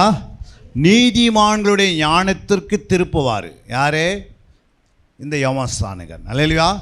எதுக்காக, ஒரு கூட்டத்தை எப்படி ஆயத்தப்படுத்தணும், உத்தமமான ஜனத்தை கர்த்தருக்கு ஆயத்தப்படுத்தணும். வருகையில் யார் போவாங்கன்னா இந்த உத்தமமான ஜனம் தான் போவோம். அல்லேலூயா. அப்போ இந்த உத்தமமான ஜனத்தை ஆண்டவருக்கு என்ன பண்ண ஆயத்தப்படுத்தணும்னா நீதிமான்களுடைய ஞானத்தை என்ன பண்ணோம்? நீதிமானுடைய ஞானத்திற்கு திருப்பணும். புரியுதுங்களா? ஏற்கனவே தானியேல் போல ஞானவான்கள் இருந்தாங்க, யோசேப்பு போல இருந்தாங்க. ஆண்டவராக இயேசு ஞானத்தில் என்ன பண்ணியிருக்கிறாரு? வாசிங்க அந்த வசனத்தை, லூக்கா 2:52 வாசித்து பார்த்தும்போது, இயேசுவானவர் ஞானத்திலும் வளர்த்தியிலும் தேவ கிருபையிலும் மனுஷ தயவிலும் அதிகமாய் விருத்தி அடைந்தார். ஃபர்ஸ்ட் இயேசு எங்க இருக்கிறாரு? ஞானத்திலே. ஃபர்ஸ்ட் என்னது? ஞானம். அதுக்கு அடுத்தது வளர்த்தி, அதுக்கு அடுத்தது தேவ கிருபை, நான்காவது மனுஷ தயவு. அல்லேலூயா. அப்போ முதலாவது உனக்கு தேவ ஞானம் தான், ஆட்டோமேட்டிக்காக வளர்ந்துருவோம். ஊழியத்தில் எல்லாத்தையுமே வளருவீங்க, ஒன்று குறையாது. ஃபஸ்ட்டு ஞானம், புரியுங்களா? இரண்டாவது தான் வளர்ச்சி, மூன்றாவது தான் என்னது? தேவ கிருபை, நான்காவது தான் தேவ தயவு, மனுஷனுடைய தயவு நமக்கு கிடைக்க ஆரம்பிச்சது. அல்லேலூயா. நீங்கள் நின்று இருப்பீங்க, ஆட்டோமேட்டிக்காக ஒருத்தர் அனுப்புவார் ஆண்டவர், அவங்க உனக்கு உதவி செய்வாங்க. நீங்கள் உங்கள்கிட்ட ஒன்றுமே இருக்காது, ஆனால் அவங்க வந்து உனக்கு உதவி செய்துட்டு போயினே இருப்பாங்க. அல்லேலூயா. அது எதிர்பார்க்காத என்ன பண்ணுவார்? இதெல்லாம் வந்து ஃபஸ்ட்டு தேவ ஞானத்தில் நம்ம வளரணும். தேவ ஞானம் நம்மக்கிட்ட இல்லைன்னா ஒன்றுமே பண்ண முடியாது. அப்போ தேவ ஞானம் எப்படிலாம் வருகிறதுன்று நம்ம பின்னாடி பார்க்க போகிறோம் அந்த சப்ஜெக்டில். அது மட்டும் இல்லை, ஆண்டவர் என்ன சொல்கிறார் பாருங்கள். அடுத்தது இன்னொரு வசனம் கூட நான் வாசிக்கலாங்க. லூக்கா 21:15. உங்களை விரோதிக்கிறவர்கள் ஒருவரும் எதிர்த்து பேசவும் எதிர் நிற்கவும் கூடாத வாக்கையும் ஞானத்தையும் நான் உங்களுக்கு கொடுப்பேன். அப்போ என்ன சொல்கிறார் ஆண்டவரே? உங்களை விரோதிக்கிறவர்கள் ஒருவரும் எதிர் பேசவும் எதிர் நிற்கவும் கூடாத வாக்கையும் ஞானத்தையும் நான் உங்களுக்கு என்ன பண்ணுவேன்? உங்களுக்கு கொடுப்பேன். அப்போ ஆண்டவருக்கு எப்போ இதெல்லாம் கொடுப்பார்? யார் கொடுப்பார்? நீ சுவிசேஷம் அறிவிக்கணும்னு வச்சுக்கோ. அப்போது உனக்கு விரோதமாக ஒருத்தர் பேசுகிறான்னா அவன் வாயை அடைப்பார் ஆண்டவர். அல்லேலூயா. அந்த நேரத்துக்கு தான் அது பேசும். புரியுது? அப்போ தான் நமக்கு ஒருவரும் எதிர் நிற்க முடியாதபடிக்கு ஆண்டவர் பண்ணுவார். நம்ம யாருக்குமே எதுவுமே இல்லைன்னா நமக்கு ஏன் கொடுக்க போகிறார் அந்த ஞானத்தை? ஆண்டவர் கொடுக்க மாட்டார். நம்ம யாருக்காவது ஆண்டவருக்கு உபயோகமான பாத்திரமாக இருந்தோம்னா கர்த்தர் நம்மை கொண்டு பெரிய பெரிய காரியத்தை செய்வார். அல்லேலூயா. யாராவது உங்களை சொல்லுவாங்க, நீ எப்படி இயேசு பற்றி சொல்லலாம்னு சொன்னால், அதுக்கு நீங்கள் சரியான ஞானத்தில் என்ன பண்ணுவீங்க? பேசும்போது அவங்க பேசுகிற அந்த ஞானம் என்ன பண்ண? உலக ஞானம் அடைக்கப்பட்டுரும். அல்லேலூயா. அதனால தான் எதிர் பேசவும் எதிர் நிற்கும் கூடாத வாக்கு ஞானமும் நமக்குள்ளே ஆண்டவர் கொடுப்பார். வாக்கும் இருக்கும், வார்த்தைகளும் இருக்கும், இரண்டாவது அந்த ஞானமாக இருக்கும். அந்த ஞானம் நமக்குள்ளே இருக்கும்போது நீங்கள் எங்கே போய் எதை பேசினாலும், ஆண்டவர் பற்றி பேசினாலும், அவங்க எதிர்த்து பேசும்போது, அவங்க எதிர்த்து நிற்கும் போது அவங்களால் ஒன்றுமே செய்ய முடியாதான். அல்லேலூயா. அந்த அளவுக்கு ஆவியானவர் உங்களோடு கூட யுத்தம் பண்ணுவார். அந்த அளவுக்கு உங்களுக்கு சொல்லி தருவார். அவங்க வாயை அடைப்பதற்கு ஞானமாக பேசக்கூடிய கிருபையை தருவார். அல்லேலூயா. மூன்றாவது அங்கே பார்க்குறோம், அங்கே ஊழிய அழைப்பு, எப்படி ஒருத்தருக்கு ஊழிய அழைப்பு வருகிறது? ஊழிய அழைப்பில் அப்போஸ்தலர் 6:3 வாசிக்கும் போது, ஆதலா சகோதரரே பரிசுத்த ஆவியும் ஞானமும் நிறைந்து நற்சாட்சி பெற்றிருக்கிற 7 பேரை உங்களில் தெரிந்து கொள்ளுங்கள். அவர்களை இந்த வேலைக்காக ஏற்படுத்துவோம். இந்த வேலைக்காக என்ன பண்ணுங்க? ஏற்படுத்துவோம். அல்லேலூயா. அப்போது ஒருத்தர் ஊழியம் செய்யணும்னா என்ன செய்திருக்கணும்? அவங்களுக்குள்ள ஃபஸ்ட் என்ன இருக்கணும்? பரிசுத்த ஆவி இருக்கணும். அல்லேலூயா. என்ன இருக்கணும்? பரிசுத்த ஆவியை பெற்றிருக்கணும். எத்தனை பேர் நீங்கள் பெற்றிருக்கிறீங்க பரிசுத்த ஆவி? அப்படி பெறலைன்னா நீங்கள் பரிசுத்தாய் பெறணும். பரிசுத்தாய் பெற்ற என்ன அர்த்தம்னா, ஒரு அடையாளம் இருக்கும் பரிசுத்தாய் பெறுவங்க. அவங்க வந்து சும்மாவே இருக்க மாட்டாங்க. புரியுங்களா? பரிசுத்தாய் யார் மேலே இருக்கிறாங்களோ அவங்க எப்பவுமே என்ன செய்வாங்க? பரிசுத்தாய் பெற்றவங்க அவங்களுக்குள்ள வந்து ஆத்ம ஆதாயம், ஜபம், சத்தியத்தை அறிகிற அறிவு, 4 பேருக்கு யாரெல்லாம் கிடைப்பாங்க, எப்படி சொல்லணும். அல்லேலூயா. எப்படியாவது அவங்களுடைய ஆவியானவர் என்ன பண்ணுவார்? அவங்களுக்குள்ள பேசிக்கினே இருப்பார், உணர்த்திக்கினே இருப்பார். நீங்கள் சும்மாவே இருக்க முடியாது. புரியுங்களா? நீ டக்குன்னு செல்ஃபோன் எடுத்து உட்காந்துங்கன்னா கூட உன்னை உடனே அதை எடுத்து வச்சுட்டு உடனே ஆவியான பேச நீ வசனத்தை எடுன்னுவார். ஏன் அப்படின்னா அந்த ஆவியானவர் யாருக்குள்ளே இருக்கிறாங்களோ அவங்களுக்குள்ள என்ன உண்டாகுது? ஆண்டுடைய வளர்ச்சி உண்டாகுது. அல்லேலூயா. அப்போ பரிசுத்தாவி யார் மேலாம் வேதத்தில் இருந்தது யோசித்து பாருங்கள். தாவீது மேலே பரிசுத்தாவி இருந்திருந்தார். அவன் சும்மா இருந்தாரா? பரிசுத்தாவி யார் மேலே இருந்தது? அவன் சும்மாவே இருக்க மாட்டாங்க. அல்லேலூயா. புதிய ஏற்பாட்டில் பாருங்கள், பரிசுத்தா யார் மேலே? அப்போஸ்தலர் எல்லார் மேலேயும் இருந்தது. அவங்க சும்மா இருந்தாங்களா? ஓடி போய் ஊழியம் செய்துக்கினே இருந்தாங்க. காரணம் என்ன? பரிசுத்தாவி. நீங்கள் ஃபஸ்ட்டு பரிசுத்தாவி இருக்க வேண்டும். இரண்டாவது என்ன இருக்க வேண்டும்? ஞானம் நிறைந்திருக்க வேண்டும். அல்லேலூயா. ஞானமும் உங்களுக்குள்ளே இருக்க வேண்டும். மூன்றாவது ஆண்டு சொல்ல நற்சாட்சி தனிப்பட்ட வாழ்க்கையில் சாட்சி, குடும்பத்தில் சாட்சி, பொதுவான வாழ்க்கையில் சாட்சி, உங்களுக்குள்ள மனசாட்சி, இதெல்லாம் எப்படி இருக்கணும்? ஷார்ப்பாக பரிசுத்தமாக இருந்தால் தான் நம்ம என்ன பண்ண ஆண்டவருக்கு எழும்ப முடியும். நம்ம ஆண்டவருக்கு ஏன் எழும்ப முடியல அப்படின்னா, நமக்குள்ள பரிசுத்தாவையும் இல்லை, ஞானமும் இல்லை, நற்சாட்சியும் இல்லை. அதனால் என்ன பண்ண முடியல? ஆண்டவருக்காக தெரிந்து கொள்ள முடியாமல் அவருடைய சித்தத்தை செய்ய முடியல, அவர் வேலையை செய்ய முடியல.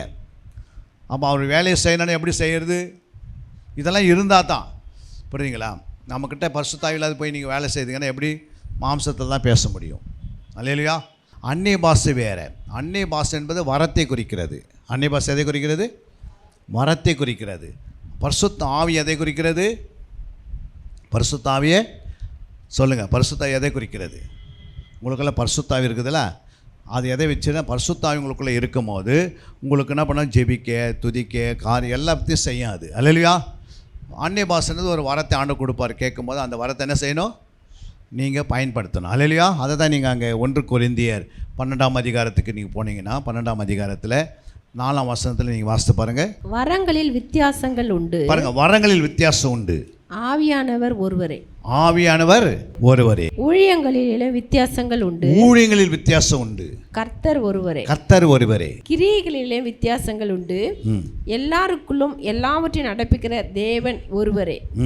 ஆவியினுடைய அனுகிரகம் அவனவனுடைய பிரயோஜனத்துக்கென்று அளிக்கப்பட்டிருக்கிறது. எப்படியெனில் ஒருவனுக்கு ஆவியினாலே ஞானத்தை போதிக்கும் வசனமும். பாருங்க, ஒருவனாலே என்னது? ஞானத்தை போதிக்கும் வசனமும். ஞானத்தை போதிக்கும் வசனம். போதிக்க வசனம். ஞானத்தை போதிக்க வசனம். இது உங்ககிட்ட இருந்துச்சுன்னா என்ன பண்ணோம்? ஆல்ரெடி உனக்குள்ளே அந்த ஞானம் இருக்கிறது. போதிக்கிற டீச்சிங் பண்ணுற மெத்தட் உனக்குள்ளே இருக்கிறது. அப்புறம் அதை என்ன செய்ய? ஞானத்தை போதிக்க அந்த வசனம் உனக்குள்ளே வந்துடுது. அல்லேலூயா. ஞானம், போதனை, வசனம், இது 3ம் வந்துச்சுன்னா இந்த பரிசுத்தம் என்ன பண்ணுறாரு? இது வரங்களை நமக்கு ஒரு வரமாக தராரு, அவங்களுக்கு பிரயோஜனத்துக்காக. அல்லேலூயா. இப்போ எனக்கு இந்த அபிஷேகம் தான் எனக்குள்ளே இருக்கிறது. ஞானத்தை போதிக்க இந்த வசனத்தை ஆண்டு என்ன பண்ணிட்டாரு? அந்த ரட்சிக்கப்பட்ட நாட்களில் கூடிய ஆண்டு சமத்தில் ஒரு 3 நாள் ஜெபிக்கும் போது இந்த அபிஷேகத்தை கர்த்தர் என்ன பண்ணிட்டாரு? கொடுத்துட்டாரு. அப்போ அதுக்கு ஏற்ற மாதிரி பைபிள் கிளாஸை படிச்சுனே இருந்துட்டு இப்போ என்ன பண்ண ஒரு பெரிய யூனிவர்சிட்டியே வைக்கிற அளவுக்கு ஆகிப்போச்சு. சும்மா ஒரு பிடிஹெச் படித்தா போதுன்னு தான் வந்து நாங்கள் அந்த கிளாஸில் போய் சேர்ந்தோம். ஆனால் பிடிஹெச் படிக்கிற ஆள் எது வரைக்கும் படிச்சிட்டோம்? பிஹெச்டி முடிச்சிட்டோம், பிடி முடித்தோம், எம்டி முடித்தோம், டிடி முடித்தோம். அப்புறம் இருக்கிற அத்தனை காரியங்களையும் கர்த்தர் என்ன பண்ணார்? கற்றுக் கொடுத்தினே வந்தார். பிதா யார், குமாரன் யார், பரிசுத்த ஆவியன் யார், பிசாசுனா யார், அவனுக்கு ஆவினா என்ன, ஆத்மானா சரீரன்னா, மனுஷனுக்குள்ள இருக்கிற ஆவி, ஆத்மா, சரீரனா, ஆண்டவர் ஆதியங்கிட்டு வெளிப்படுத்துவதற்கு என்னென்ன எழுதி வச்சிருக்கிறாரு, எப்படி தீர்க்கதரிசனம் எழுதினார், எப்படி வாக்குத்தத்தத்தை எழுதி வச்சிருக்கிறார், எப்படி வசனங்களை எழுதி வச்சு, எப்படி ஆசீர்வாதமான வசனம், எப்படி எதை எடுத்தால் எதை நிபந்தனை இல்லாத என்ன பண்ணல, எல்லாத்துக்கும் ஒரு நிபந்தனை இருக்குது. இந்த நிபந்தனை நிறைவேற்றால் தான் அந்த ஆசீர்வாதம் கிடைக்கிறது. அல்லேலூயா. இப்படி நிருபங்கள்னா என்ன, பிரமாணங்களாக என்ன, கற்பனைகள் என்ன, கட்டளைகள் என்னன்னு என்ன பண்ணுற ஆண்டவர் எல்லாத்தையும் கற்று, தீர்க்க தரிசனம் என்ன, ஆசாரிகள் என்ன, லேவியர் என்ன, இப்படி எல்லாத்தையும் சூழ்ந்து என்ன பண்ணுறோம்? முழு வயதத்தை ஆவியானவரே என்ன பண்ணுற அந்த வரத்தை கொடுத்ததுனால அவர் இந்த வரத்தை கொடுத்து என் பிள்ளைங்க என்ன பண்ணுவோம்? எனக்காக ஓடுவாங்கன்று இன்றைக்கி போய் என்ன பண்ணுறோம்? இந்த மாதம் மட்டும் கிட்டத்தட்ட 4 ஃபாஸ்ட் பில்லர்ஸில் பேச ஆண்டு கிருபை செய்தார். அல்லேலூயா. 3 ஃபாஸ்ட் பில்லர்ஸுக்கு அதுக்கேற்ற அவங்களுக்கு மத்தியில் எப்படி பேசுறது, புரியுங்களா? ஊழியர்களுக்கு மத்தியில் பேசுறதுக்கு அதுக்கு ஒரு கிருபை வேணும்ல, அதுக்கேற்ற காரியங்களை பேசக்கூடிய ஆண்டு கிருபை செய்கிறாரு. இப்போ வருகிற பெரம்பலூர் பகுதியில் இந்த மாதத்துடைய கடைசியில் அங்கே 4வது ஊழியக்குடியில் பேச போகிறோம். அல்லேலூயா. இப்படி ஆண்டு என்ன பண்ணுறாரு? அப்படியே ஒன்றா. அப்போ உடனே நான் ஒரு இடத்துக்கு முன்னாடி நாங்கள் பாண்டிச்சேரிக்கு போய் போதிக்கும் போது அங்கே அந்த பாஸ்டர் சொன்னார், எங்ககிட்ட ஒரு 200 பாஸ்டர் வராங்க, அவங்களுக்கு வந்து நீங்கள் பேசணும் அப்படின்றாரு. அப்போ ஏன் பேசணும்? என்கிட்ட இருக்கிறது பேசுறதுக்கு சொல்லுங்கள். ஞானத்தை போதிக்கும் வசனம் என்கிட்ட ஆண்டு கொடுத்துருக்கிறாரு. அதை எப்படி பகுத்து பிரித்து எப்படி போதிக்கின்றது அந்த அறிவை எனக்கு கொடுத்ததுனால இப்போ நம்ம போய் பேசுகிறோம். அப்போ நீங்கள் கேட்கணும், ஆண்டவரே எனக்கு என்ன பண்ணுங்கள், இந்த 9 வரத்தில் ஒரு வரத்தையாவது எனக்கு கொடுங்க ஆண்டவரே, என்னை அழைச்சிரு, உண்மையானால் எனக்கு ஒரு வரத்தை தாங்க, நான் என்ன பண்ண போகிறேன்? உங்களுடைய ராயத்தை கட்டி எழுப்பணும். அப்போ கேட்குறோம், பெற்றுக்கொள்ளும். அவன் தன்னுடைய நீங்கள் கேட்டால் தான் ஆண்டு கொடுப்பார், சும்மா கொடுப்பாரா? கொடுக்கவே மாட்டார். புரியுங்களா? அது புரோஜனத்துக்காக, உங்களுடைய புரோஜனம். நீங்கள் சும்மா இருக்கக்கூடாது, நீங்கள் ஆண்டவருக்காக நிற்கணும் எழுந்து. அப்போ ஏதாவது ஒரு வரத்தை என்ன பண்ணுங்க, எனக்கு நீங்கள் கேட்கணும், இல்லை ஜெபிக்கணும். அதுக்கு பதில் பசி தாகமாக தான் கொடுப்பார். ரெண்டாவது என்ன சொல்கிறாரு? வேறொருவனுக்கு அந்த ஆவியினாலே அறிவை உணர்த்த வசனமும். பாருங்க, அறிவு, புரியுங்களா? ரெண்டாவது என்ன பண்ணுறாரு? அறிவுக்கு அந்த அறிவை தராரு. அறிவுனா என்னன்னு நிறைய பேருக்கு என்ன பண்ண மாட்டேங்குது, தெரிய மாட்டேங்குது. சிலவங்க பார்த்தீங்கன்னா அறிவுனா என்னன்னு கேட்டால் ஏதோ ஒன்று சொல்லிடுறாங்க. அல்லையா? ஞானன்றது விஸ்டம், அறிவு என்பது நாலேஜ், அதுக்கடுத்தது புத்தி என்பது அண்டர்ஸ்டாண்டிங். அல்லையா? ஒரு காரியத்தை புரிஞ்சு கொள்ளனா புத்தி இருக்கணும். இப்போ ஏன் நம்மளுக்கு புரிஞ்சு கொள்ள முடியல அப்படின்னா நமக்கு என்ன இல்லை, புத்தி இல்லை. புத்தி இருக்குது, அது எவ்வளோ இருக்குது, லெவல் குறைவாக இருக்குது. புரியுங்களா? குறைவான லெவலில் இருக்கும்போது வெகு என்ன பண்ண முடியாது, சில வார்த்தைகளை புரிஞ்சு கொள்ள முடியாது. அப்போ நிறைவான ஆண்டவர் சொல்கிறார் புத்தி அப்படின்றார். அப்புறம் தெளிந்த புத்தி. என்ன சொல்கிறாரு? புத்தியாக இரு, எப்படி இருக்கணுமா? தெளிந்து புத்தியார் என்றார். ஏன் தெளிந்த புத்தின்றாரு? எதிரியாளி பிசாசனும் கட்சிக்கிற சிங்கத்தை போல் வருவான். நீ அங்கே எப்படி இருக்கணும்? தெளிந்த புத்தியாக இருக்கு. எப்படி தெளிந்த புத்தி? என்ன பேசுகிறாங்க, இவங்க பேசுறதுல யார் இருக்கிறான்னு கண்டுபிடிச்சிடலாம். இவங்க பிசாசுக்கிட்டேருந்து வராங்களா, தேவனுக்கிட்டேருந்து வராங்களா, மனுஷர்கிட்ட வராங்கன்னு என்ன பண்ணிடலாம்? என்னம்மா பண்ணலாமா, பண்ண முடியாதா? சொல்லுங்கள். ஒரு டீயில் எவ்வளோ டீ தூள் மேலே இருந்தாலும் அதை டீ தூள் இல்லாத நம்ம முழுசாக குடிக்கிற என்ன பண்ணுறோம்? அதை வடிகட்டி தான் புத்தி. அல்லையா? நம்ம பேசும்போதே வடிகட்டிடலாம் இவங்க எப்படி பேசுகிறாங்கன்னு. புரியுங்களா? இவங்க என்ன பேச விரும்புகிறாங்க அப்படின்னு நமக்குள்ள ஆவி என்ன பண்ண பசுத்த ஆவி நமக்கு சொல்லி தருவார். அல்லையா? இது இந்த ஆவி சரி கிடையாது, இதோடு சேராத, இது கூட நீ சேர்ந்தனா உன் வாழ்க்கை போயிடும், இதோட உன் வாழ்க்கை பழாஞ்சிடும், நீ எச்சரிக்கையாக இரு மகளே அப்படின்னு வர ஆண்டவர். நமக்கு புத்தி இல்லாத என்ன பண்ணுறோம்? புத்தி உள்ள ஸ்திரீ தன் வீட்டை கட்டுகிறாள். அப்போ அந்த புத்தி உள்ள ஸ்திரீ எப்படி வீட்டை கட்டுறதுன்னு ஜபத்தினால்தான் கட்ட முடியும். ஒருத்தர் சொல்கிறாங்க, நீ நல்ல வேலைக்கு போமா, நல்ல வேலை செய்துன்னே அப்போ வீட்டை கட்டிடலாம் அப்படின்னா சொந்த வீட்டை என்ன பண்ணிடு, கட்டிடமான வீட்டை பேசுகிறார் ஆண்டவர். அந்த வீட்டுக்குள்ளே இருக்கிறீங்க எல்லோரும் என்ன பண்ணணும்? கர்த்தருக்குள்ளே கட்டி எழுப்பணும். அல்லையா? நம்ம வெறும் வீட்டை கட்டிட்டு புத்தியுள்ள ஸ்திரீ சொல்ல முடியுமா? சொல்லுங்கள். வெறும் வீட்டை கட்டிடம் மட்டும் கட்டிட்டு புத்தியுள்ள ஸ்திரீ சொல்ல முடியுமா? அந்த வீட்டில் இருக்கிறவங்க எல்லோரும் என்ன பண்ண ரட்சிப்பின் வழியாக நடத்துறது தான் யார்? புத்தி உள்ள ஸ்திரீ. அல்லையா? அப்போ அந்த வீட்டுக்குள்ள இருக்கிறவங்க எல்லாரையும் ரூத்தை போல் என்ன பண்ணியிருக்கணும்? புத்தியாக நடந்து குடும்பம் முழுமையாக ரட்சிக்கப்படணும். அல்லையா? அப்போது கர்த்தர் நமக்கு ரெண்டாவது என்ன கொடுக்குறாரு? வசனத்தை போதிக்கிற, ஞானத்தை போதிக்கிற வசனம் கொடுக்குறாரு. அப்புறம் அறிவை உணர்த்துகிற வசனத்தை கொடுக்குறாரு. மூன்றாவது, வேறொருவனுக்கு அந்த ஆவியினாலே விசுவாசமும். அந்த ஆவியினாலே விசுவாசம். அப்போ நான் மூன்றாவது என்னது? ஆவினாலே விசுவாசம். உங்களுக்கு விசுவாசம் வேணுன்றீங்களா? புரியுங்களா? சில பைபிளில் படிக்க மாட்டாங்க, அவங்களுக்குள்ளே இந்த ஆவி வந்துச்சுன்னா பயங்கரமான விசுவாசம் இருக்கும். புரியுங்களா? என்ன வந்தாலும் என்ன பண்ண மாட்டாங்க, விசுவாசத்தில் பேசினே இருப்பாங்க. புரியுங்களா? வியாதி செத்துருவாங்கன்னு வாங்க, அவங்க சாகவே மாட்டாங்க. விசுவாசம். அல்லையா? அவங்களுக்கு உயிர் கொடுப்பார் ஆண்டவர், உயிர் கொடுப்பார், கடைசி வரைக்கும் போராடுவாங்க. ஏன் அப்படின்னா விசுவாசிக்கிறவங்க எல்லாம் கூட அவங்களுக்கு அந்த அபிஷேகம் அவங்க மேலே அந்த வரம் இருக்கிறதுனால அவங்க என்ன பண்ணுவாங்க, அந்த விசுவாசத்தை வச்சு பேசினே இருப்பாங்க. முடியும், முடியாது ஒன்று இல்லை, முடியும் முடியும் முடியும்னு சொல்லுவாங்க. அல்லையா? அடுத்தது 4, வேறொருக்கு அந்த ஆவியினாலே குணமாக்கும் வரங்களும். குணமாக்கம் வரம். நீங்கள் கேட்கணும், ஆண்டவரே எனக்கு என்ன செய்யுங்க, குணமாக்கம் வரத்தை என்ன பண்ணுங்க எனக்கு கொடுங்கப்பா. ஒரு குணமாக்க, ஒரு தலைமையில் என்ன பண்ணோம், யார் மேலே தலைமையில் கை வச்சோ என்ன செய்யணும், குணமாக்கணும். நம்ம யார் மேலே தலைமையில் கை வச்சோ என்ன பண்ணுறது, அவங்க மேலே இருக்கிற வியாதி நம்ம மேலே வந்துடுது. அல்லையா? அதனால் நம்ம யார் தலைமையிலையும் வைக்கிறதில்லை. விசுவாசம் நடக்கிற அடையாளங்களே அவனே. நீங்கள் வியாதிசுக்கு மேலே போய் என்ன பண்ணோம், வியாதிக்கு மேலே போய் என்ன பண்ணோம், கை வச்சா குணமாவீர்கள், சுகமாவீர்கள். இங்கே என்ன சொல்கிறாரு, குணமாக்கும் வரங்கள். அல்லையா? இந்த குணமாக்கும் வரம் எதுக்கு? குணம்னா என்ன? குணத்துக்கும் சுகத்துக்கான வித்தியாசம் இருக்குது. குணத்துக்கும் சுகத்துக்கான வித்தியாசம். குணம் என்பது புரியுங்களா, நல்ல குணம்ன்றது அவங்களுக்குள்ள கசப்பு இருக்காது, அன்பு இருக்கும், நற்கரி இது குணம். சுகம் என்பது ஏற்கனவே வியாதிகளுக்கு குணம், அவங்களுக்கு சுகமாவாங்க. அப்போ நமக்கு குணமாக்கக்கூடிய என்ன பண்ணுறார் இயேசு கிறிஸ்து? என்ன பண்ணார்?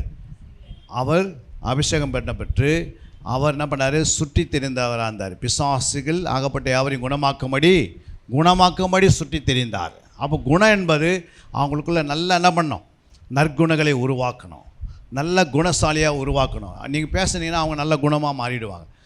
அந்த வரத்தை பெற்றுக்கணும். அப்போ உங்கள் வீட்டில் இருக்கிறவங்களாம் என்ன பண்ணுவீங்க? நல்ல குணசாலியாக மாற்றுவீங்க. அல்லேலூயா. அந்த ஆவியை பெறணும், கேட்கணும். ஆண்டவரே எனக்கு என்ன பண்ணுங்க, இப்படிப்பட்ட ஆவியை எனக்கு மேலே ஊற்றுங்கப்பா, எனக்கு கொடுங்க ஆண்டவரே அப்படின்னு நீங்கள் அந்த வரத்தோடு அந்த வரத்துக்காக நீங்கள் ஏங்கி வந்தீங்கன்னா கர்த்தர் உங்கள் மேலே அன்றைக்கி ஊற்றுவார். அல்லேலூயா. நமக்கு அதெல்லாம் தெரியாத என்ன பண்ணுறதில்ல, எதையும் கேட்குறதே இல்லை. அதனால் வெறுமையாக வெறுமையாகவே போயிடக்கூடாது. புரியுங்களா? ஒரு மரம் வச்சா கூட அதில் கனியை எதிர்பார்க்குறோம். புரியுங்களா? ஒரு பிள்ளையை பெற்றால் கூட அது ஒரு நாள் படித்து வேலைக்கு போய் அதுக்கு கையை நிறைய சம்பாரித்து அதை நம்ம கண்ணால் பார்க்கும்போது சந்தோஷப்படுறோம். அதே போல் ஆண்டவர் நம்மளை ரட்சித்து ஆலயத்தில் கொண்டு வந்து வச்சு நம்ம ஆண்டவருக்கு உபயோகமான பாத்திரம் இல்லாத இருந்தால் எப்படி இருக்கும்? நம்ம கலையாக பதராக, புரியுதுங்களா, எதுக்குமே யூஸ் ஆகாத பாத்திரமாக இருக்கக்கூடாது. அல்லேலூயா. கற்று தேறி தேறி தேறி வளரணும். புரியுங்களா? முயற்சி எடுத்தால் என்ன கிடைக்கும்? பயிற்சி. பயிற்சி எடுத்தால் முயற்சி. முயற்சி எடுத்தால் பயிற்சி. பயிற்சி எடுத்தால் முதிர்ச்சி. முதிர்ச்சி எடுத்தால் சொல்லுங்கள் பூரணத்துக்குள்ளே வந்துடுறோம். அல்லேலூயா. நம்ம எதையுமே எடுக்காமல் அப்படியே உட்காந்துட்டு ஒரு 60-70 வயசு வரைக்கும் அப்புறம் மரணம் சந்தித்து 70 வயசு 80 வயசு மரணம் சந்தித்து போய் அடக்கம் பண்ணிட்டு பிறகு அப்புறம் என்ன பண்ணாது? இந்த சரீரம் மண்ணுக்கு போகிற சரீரத்தில் ஏதாவது ஒன்று என்ன பண்ண, அந்த மண்ணுக்கு போகிற சரீரத்தில் இந்த சரீரத்தில் ஏதாவது என்ன செய்யணும்? ஆண்டவருக்காக உடைக்கணும். அல்லேலூயா. எண்ணிந்தாலும் இந்த மண்ணான இந்த சரி எங்கே போகுது? மண்ணுக்கு போகுது.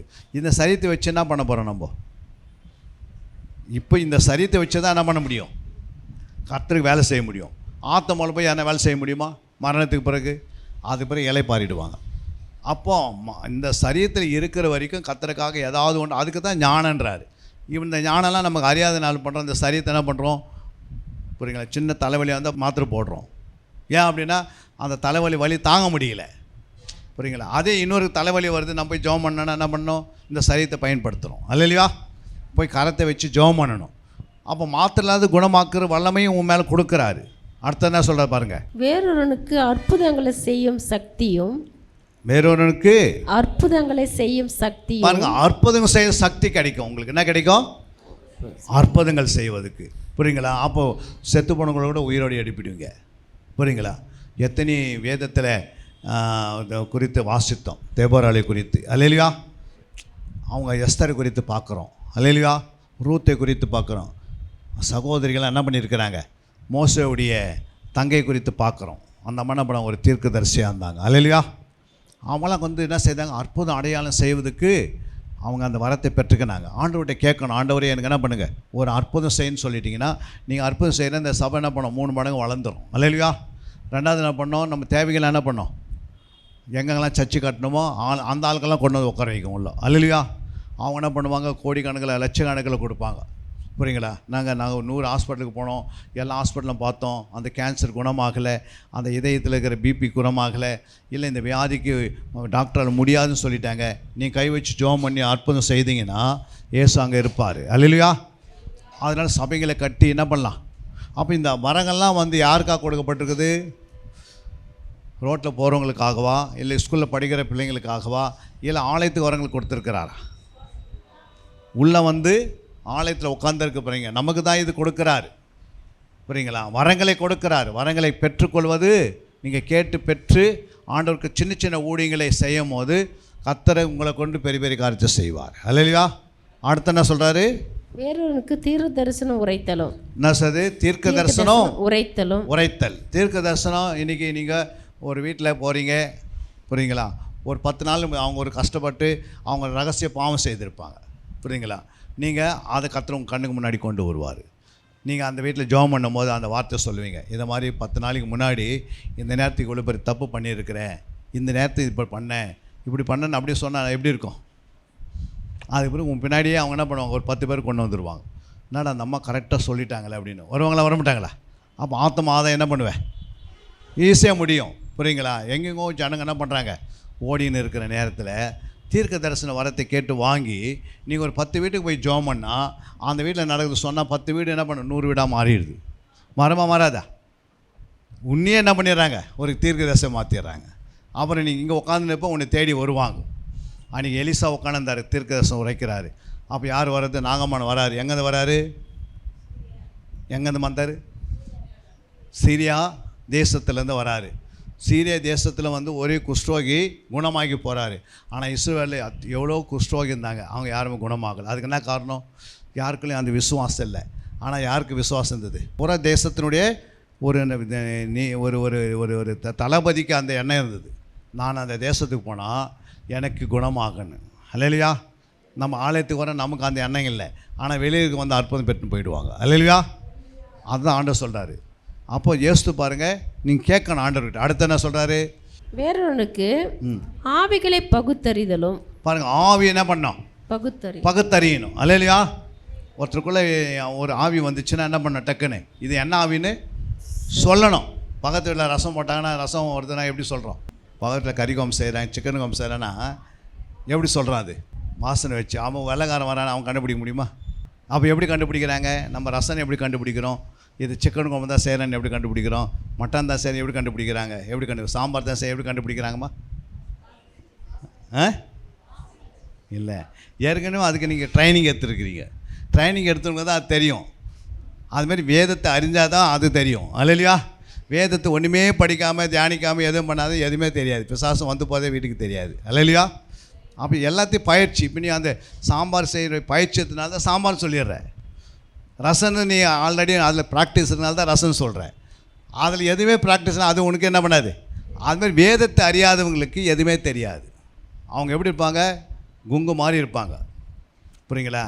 சாபம் அவங்க மேலே வந்துனே இருக்கும். வேதத்தை அறியாத இந்த ஜனங்கள், வேதத்தை அறியாத என் ஜனங்கள் யார்? சபிக்கப்பட்டவங்க. சாபத்தில் ஒரு சாபத்தை வாங்கின்னு போயினே இருப்பாங்க. புரியுங்களா? அப்போ இந்த சாபத்துக்கு ஆளாயிடக்கூடாதுன்னு தான் ஆண்டவனே சொல்கிறாரு, என் ஆவியை பெற்றுக்கொள்ளுக்கோ.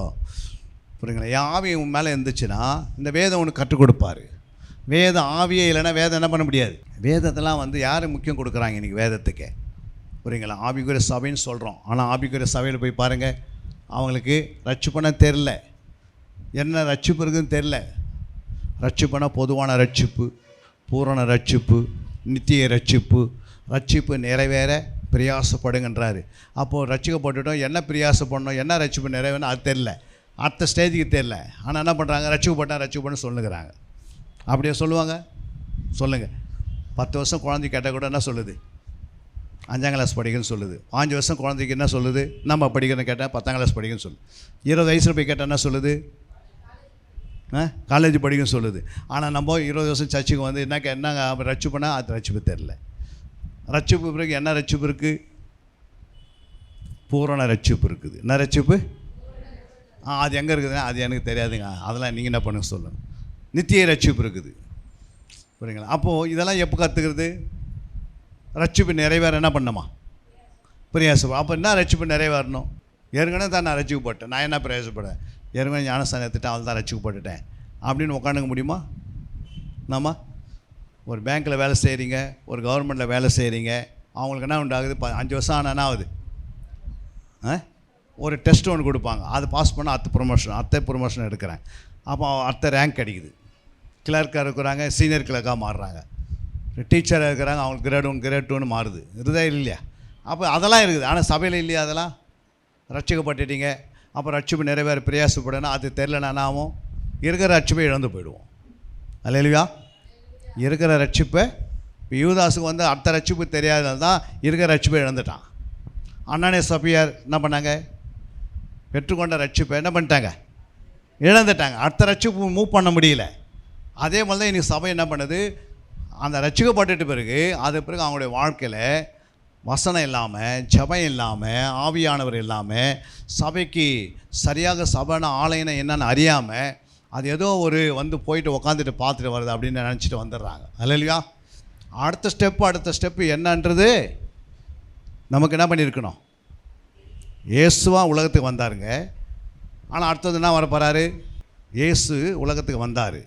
அடுத்தது இயேசு என்ன வருவார்னு கேட்டால் என்ன பண்ணணும்? நம்ம சொல்லணும். அடுத்தது என்ன வருவார்? இயேசு ஏற்கனவே இயேசு மாம்சத்தில் வெளிப்பட்டார் இல்லையா? வெளிப்பட்டு இயேசு உலகத்துக்கு பாவிகளை ரட்சிக்க வந்தார். அடுத்தது முறை என்ன வர்றார் இயேசு? அது என்ன? இப்போ இயேசு மணவாளன், அவர் மணவாளன், நம்ம யார்? அப்போ மணவாளன் வருவார்னா அப்போ மணவாளனுக்கு மணவாட்டி என்ன பண்ணியிருக்கணும்? என்ன ஆயத்தமாக இருக்குன்னு நமக்கு தெரியல. அப்போ எப்படி மணவாளன் போய் சந்திக்க முடியுமா? மணவாளன் வருகிறார்னா இன்றைக்கி கல்யாண மண்டபத்தில் நீங்கள் உங்களுக்கு மேரேஜின்னு வச்சுங்க, மணவாளன் வரப்போகிறாரு. ஏற்கனவே மணவாட்டி எப்படி இருப்பாங்க? அப்படின்னா ஆயத்தம் அனைத்து தான் குளிக்கிறதுக்கே போகிறாங்கன்னு வச்சுக்க, எப்படி இருக்கும்? இப்போ தாங்க பாத்ரூம் போயிருக்கேன் அப்படின்னு சொன்னால் ஏற்றுப்பாங்களா? தாலி கட்டுற நேரத்தில் மணவாட்டியே காணோம், அப்படி எப்படி இருக்கும் கல்யாண மண்டபத்தில்? அது மாதிரி மணவாளன் வரப்போகிறாரு. ஆனால் மணவாட்டி எப்படி இருக்கிற? மணவாட்டி நம்ம தகுதியே இல்லை. தகுதினா என்ன? மணவாளனை குறித்து என்ன பண்ணியிருக்கணும்? A to Z தெரிஞ்சிருக்கணும். புரியுதுங்களா? அவர் போல் நம்ம மாறாமல் நம்ம என்ன பண்ண முடியாது, போக முடியாது. அப்போ மணவாளன் எப்படி இருக்கிறாரு? தூய பரிசுத்தமாக இருக்கிறாரு. அல்லையா? அப்போ மணவாட்டி எப்படி இருக்கணும்? தூய பரிசுத்தமாக இருந்தால் அதை போக முடியும், தரிசிக்க முடியும். இருதயத்தில் சுத்தமுள்ளவர்கள் இல்லை தேவனை தரிசிப்பார். அப்போ உங்கள் இருதயம் சுத்தமாக இருக்கணும் அவர் மணவாளனை பார்க்குறதுக்கு. ஐயோ இருதயத்தில் அசுத்தமாக வச்சுக்கினே இன்னும் என் கடன் பாரலாம் அப்படியே இருக்குது அப்படின்னா போகவே முடியாது. கடன் உன்னை வாங்க சொன்னார் ஆண்டு மணவாளன். உனக்கு கடன் வாங்கிறதுக்கு முன்னாடி மணவாளன்கிட்ட சொல்லியிருக்கணும், மணவாளனே எனக்கு என்ன பண்ணுங்க, இவ்வளோ கடனை நான் வாங்க மாட்டேன், நீ கொடுங்க அப்படின்னா கொடுத்துருப்பாரு. நம்ம மணவாளன் யாருன்னு நமக்கே தெரியல, அப்போ எப்படி கொடுப்பாருமா? மணவாளன்கிட்ட என்ன சொல்கிறாரு? கேட்குறாரு இல்லையா? என் நாமத்தினாலே நான் கொடுப்பேன். அப்போ நீங்கள் உனக்கு தெரியணும் என் நாமத்தினால் சொன்னவர் யார்? அவர் ஒரு மணவாளன். அவர்கிட்ட என்ன செய்யணும்? எனக்கு உரிமைக்குது மணவாட்டிக்கு, நான் கேட்டு பெற்றுக்கொள்ளணும். அப்போ மணவாளன்கிட்ட நம்ம கேட்கணும். நம்ம என்ன பண்ணுறோம்? மணவாளனே அவர் எங்கே இருக்கிறார், நம்ம எங்கே இருக்கிறோம், நம்ம வரோம் போகிறோம், அவர் என்ன பார்த்து நிற்கிறார் அப்படின்னு நினச்சின்னு வந்துங்கன்னு அவர் அறிகிற அறிவில் இல்லாமல் என்ன பண்ணிடுறோம்? அவர் அறிகிற அறிவு நம்மக்கிட்ட இல்லாதனால நம்ம குப்பையாக மாறிடுறோம், குப்பையே தேடினுக்கிறோம். ஆனால் பவுல் என்ன சொல்கிறாரு? அவர் அறிகிற அறிவு மேன்மைக்காக எல்லாவற்றையும் குப்பையாக எண்ணுகிறேன். என்னது? குப்பையாக எண்ணுகிறார். அப்போ ஏன் எண்ணுகிறாரு? அவர் அறிகிற அறிவு. அவரே சொல்கிறாரு, நான் எப்படியாவது மரித்து உயிரோடு எழுந்திருப்பதுக்கு அவர் அறிகிற அறிவில் வளரணுமா, எப்படியாவது நான் உயிர் தேர்ந்து போனேன்றார். இவ்வளோ கடினமான ஊழியம் செய்தவர். நம்ம உட்காந்துட்டு போகிறவங்களுக்கு இப்படி சொல்கிறோமா? வாசிங்க அந்த வசனத்தை. மத்தேயு பிலிப்பியர் 3ஆம் அதிகாரம் 9ஆம் வசனம். நான் கிறிஸ்துவை ஆதாயப்படுத்திக் கொள்ளும்படிக்கு நியாயப்பிரமாணத்தினால் வருகிற சுயநீதியை உடையவனாயிராமல் கிறிஸ்துவை பற்றும் விசுவாசத்தினால் வருகிறதும் விசுவாசம் மூலமாய் தேவனால் உண்டாயிருக்கிறதுமான நீதியை உடையவனாய் இருந்து கிறிஸ்துவுக்குள் இருக்கிறவன் என்று காணப்படும்படிக்கு இப்படி நான் அவரையும் அவருடைய உழித்தலின் வல்லமையும் அவருடைய பாடுகளின் ஐக்கியத்தையும் அறிகிறதற்கும் அவருடைய மரணத்திற்கு ஒப்பான மரணத்துக்குள்ளாகி எப்படியான நான் மரித்தோரிலிருந்து உயிரோடு எழுந்திருப்பதற்கு தகுதியாகும்படி அவருக்காக எல்லாவற்றையும் நஷ்டம் என்று விட்டேன், குப்பையாக எண்ணுகிறேன். அப்ப என்ன சொல்றாரு? எப்படியாயின்னு நான் என்ன பண்ணமா? மரித்தோரிலிருந்து உயிரோடு எழுந்திருப்பதற்கு அவர் என்னமா?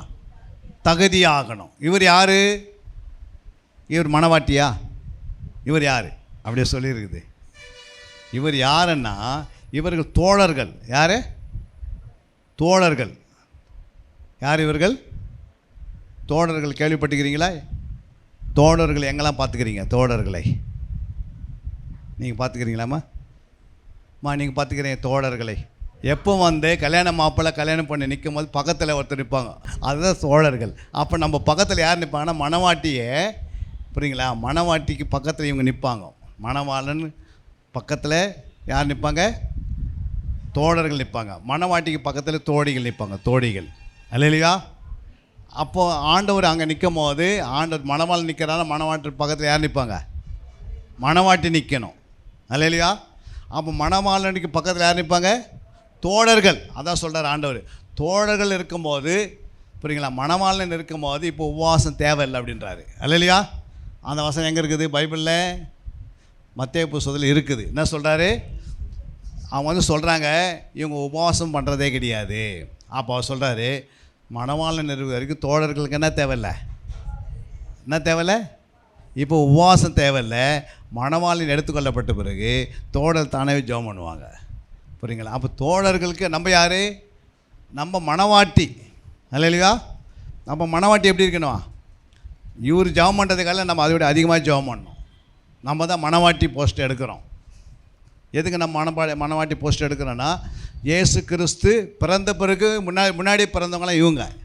பேதெல்லாம் இந்த இயேசு கிறிஸ்து பிறகு முன்னாடியே பிறந்துட்டாங்க. அதனால் அவங்க மணவாட்டியை எடுக்க மாட்டார். புரியுங்களா? இயேசு கிறிஸ்து பிறந்த பிறகு, மாம்சத்தில் பிறந்த பிறகு நம்ம ரட்சிக்கப்படுறோம் பாரு. நம்மளும் மனவாட்டியை எடுத்துக்கிறாரு. அல்லேலூயா. அதுதான் அவருடைய சிஸ்டம். பழைய ஏற்பாட்டில் இருக்கிறவங்களாம் தோழர்கள், புதிய ஏற்பாடுகள்லாம் மனவாட்டிகள். மனவாட்டியை சார்ந்து வாழ்கிறவர்கள் தோழிகள். புரியுதுங்களா? மனவாட்டியை சார்ந்து வாழணும். அல்லேலூயா. ரட்சிக்கப்படாதவங்க நம்ம ரட்சிப்பு நடத்து அவங்களாம் தோழியாக மாறுவாங்க கடைசியில். அப்போ இதெல்லாம் நமக்கு தெரியும். எப்படியாகில நான் என்ன பண்ணோம்? மரித்தோரிலிருந்து உயிரோடு எழும்புவதற்கு என்ன பண்ணமா? தகுதியாகும்படிக்கு அவருக்காக எல்லாவற்றையும் நஷ்டம் என்று விட்டேன், குப்பையாக எண்ணுகிறேன். எதுக்கு எண்ணுகிறேன்? அந்த உயிர்த்தேதில் போகணும். அதுதான் முக்கியம். புரியுங்களா? இதுக்கு தான் ஞானம் வேணும், அறிவு வேணும், புத்தி வேணும், விவேகம் வேணும். இதெல்லாம் நமக்கு தெரியாது. நம்ம அப்படியே என்ன பண்ண முடியும்? நியூட்டிலே ஓடின்னு இருந்தீங்கன்னா அப்புறம் நீங்கள் வரிகளை போகவே முடியாது. ஐயோ நான் ரட்சிக்கப்பட்டுட்டேன், நான் ரட்சிப்பு நிறைவேற அடுத்த ஸ்டெப்புக்கு போகணும். அல்லேலூயா. அதாவது ஒரு குழந்தைய பிறந்தால் அவங்க எதை அனுபவிக்கிறாங்க? கடைசியில் பூரணத்தை அனுபவிக்கிறாங்க. அல்லேலூயா. குழந்தையாக இருந்தாங்க, இப்போ என்ன மாறிட்டாங்க? 90 வயசில் என்ன சொல்லுவாங்களோ குழந்தைன்னு சொல்லுமா, பூரணம் உள்ளவர்களாக சொல்லுமா? அப்போ அதே மாதிரி தான் ரட்சிப்பும் பூரண ரட்சிப்புக்களை போகணும். என்ன ரட்சிப்பு?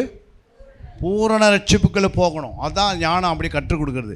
வேதத்தை நல்லா ஆராய்ந்து தேடி தியானிக்கும் போது இதெல்லாம் என்ன பண்ணிக்கிறது? வசனங்கள் எப்படி இருக்குது சொல்லுங்கம்மா? சிதறி இருக்கிறது. என்ன எப்படி இருக்குது?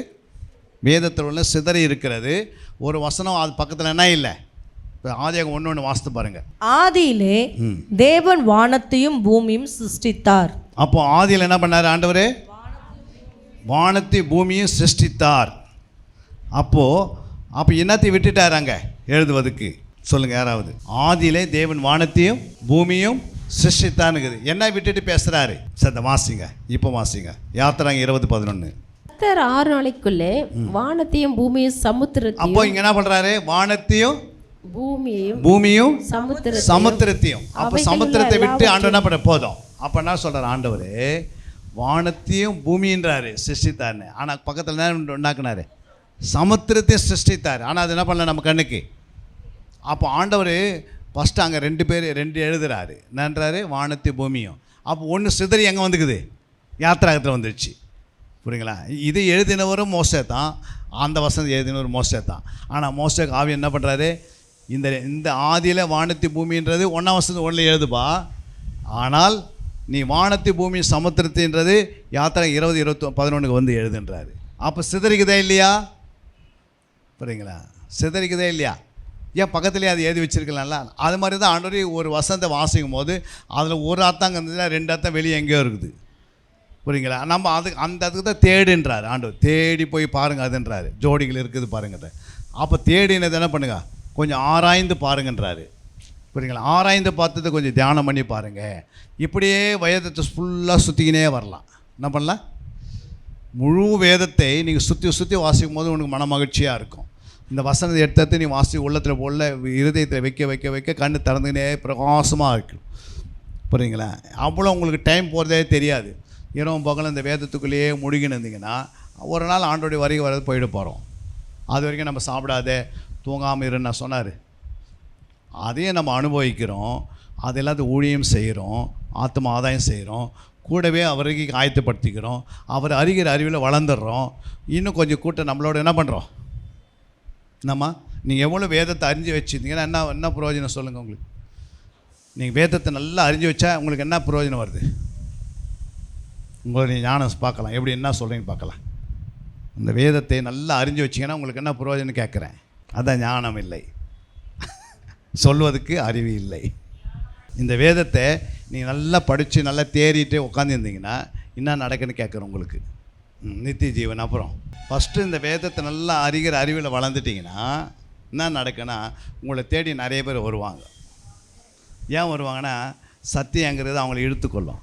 அல்லேலூயா. நீ நல்லா இதை தேறிட்டுனா நீ போக தேவையில்ல. அது வந்து என்ன பண்ணும்? ஆண்டவரே அனுப்பிவிடுவார். என் பிள்ளைகிட்ட போ, அது உனக்கு ஆறுதல் சொல்லும். என் பிள்ளைகிட்ட போ, அது உனக்கு ஆலோசனை கொடுக்கும். என் பிள்ளைகிட்ட போ, உனக்கு ஒரு நல்ல புத்தி சொல்லும். அல்லேலூயா. உனக்கு ஒரு நல்ல வழி காட்டுவாங்க. அப்படின்னு ஆண்டவர் எத்தனை ஆட்கள் என்ன பண்ணுவார்? குடிச்சிக்கினே இருப்பார். உன்னை தேடி வருவாங்க. ஏன்னா எங்கே வெள்ளம் இருக்குது அங்கே என்ன பண்ண எறும்புங்க வெள்ளம் ஒரு இடத்துல கொட்டிடுறீங்க. ஒரு வீட்டுக்கு போயிருந்தேன், ஜோம் பண்ண சொன்னாங்க அவங்க. ஐயோ எங்கள் வீட்டில் நிறைய எறும்பு இருக்குது, ஜோம் பண்ணுங்கன்னாங்க. கொஞ்சம் வெள்ளம் கொஞ்சம் எடுத்துன்னு வாங்கணும். அது கொண்டு போய் வெளியே போட்டால் எல்லா எறும்பு என்ன பண்ணிச்சு, கொஞ்ச நேரத்தில் வெளியே போச்சு. இப்போ அவருக்கு அந்த ஞானம் இல்லை, அவர் ஒரு விசுவாசி. இப்படிலாம் விசுவாசி சபையில் உட்காந்து கிடக்குது. அல்லேலூயா. அப்போ நீங்கள் வேதத்தை சேர்த்து இருதயத்தில் வச்சுட்டிங்கன்னா கர்த்தர் என்ன பண்ணுவார், ஆட்களை அனுப்புவார் உங்கள்கிட்ட. புரியுங்களா? உன்னை நாடி ஓடி வருவாங்க. உங்கள்கிட்ட ஒன்றுமே இல்லைன்னா யார் வருவாங்க, நீ போய் சொன்னது போன விட உன்னை விட்டு ஓடுவாங்க. புரியுங்களா? அதனால தான் ஆண்டவர் என்ன பண்ணுறாரு, ஒரு கனி உள்ள மரமாக இருந்தால் பறவைங்க என்ன பண்ண தானா கொத்து கொத்தாக மாமரம் தொங்குது. அந்த மரத்தில் அணில் இருக்குமா இருக்காதா? அது எங்கே இருந்தாலும் எங்கே வந்துடும், அந்த மரத்தை தேடி வந்துடும். பறவைகள்லாம் என்ன பண்ணும், அந்த மரத்தை தேடி வந்துடும். ஏன் வந்து அது சுகந்த வாசனை வீசுது. புரியுங்களா? பச்சை காயாக இருக்கும் போது எந்த கனினா வருமா, எந்த பறவைனா வருமா? நேற்று வரைக்கும் பச்சை இருந்தது, புளிச்சு இருந்தது. ஆனால் இன்றைக்கி தித்திப்பாகி மஞ்சள் கலர் மாறிடுச்சு. இன்றைக்கி படம் என்ன பண்ணுது, அந்த வாசனை வீசுறதுனால எங்கே இருக்கிற பறவைலாம் என்ன பண்ணுது, தேடி வருது. அப்போ நீ சுகந்த வாசனை சாட்சியாக இருந்ததுன்னா உன்னை தேடி கூட்டம் கூட்டமாக வருவாங்க. புரியுங்களா? நாங்கள் இங்கே வேதத்தை எடுக்கும் போதே எனக்கு புக் ஆகிடுது. வேதத்தை எடுத்து சப்ஜெக்டாக எடுத்து வச்சுனே இருப்பேன். ஆட்டோமேட்டிக் ஒருத்தர் ஃபோன் பண்ணி இந்த இடத்துக்கு வந்துருக்குன்னுவாங்க. ஏன் அப்படின்னா இதுதான் வந்து ரகசியம். அல்லேலூயா. ஒரு பக்கம் ஜபம், ஒரு பக்கம் என்ன பண்ணுறோம், இந்த சத்தியத்தை தேடி கண்டுபிடிச்சி நேரத்தை செலவு பண்ண இதை எடுத்து ஜோடித்து உள்ளே வச்சு என்ன பண்ணுறோம், பல மெசேஜுகளை பல சத்தியத்தை எடுத்து வைக்கிறதுனால தானாக என்ன பண்ணுது, அங்கங்கேருந்து என்ன பண்ணுது, புக் பண்ணி வாங்க ஐயா எங்கள் சர்ச்சுக்கு வாங்க, ஒரு 24 மணி நேரம் ப்ரேயர் வைக்கலாம். இன்னொரு சர்ச்சையில் வந்து 72 மணி நேரம்.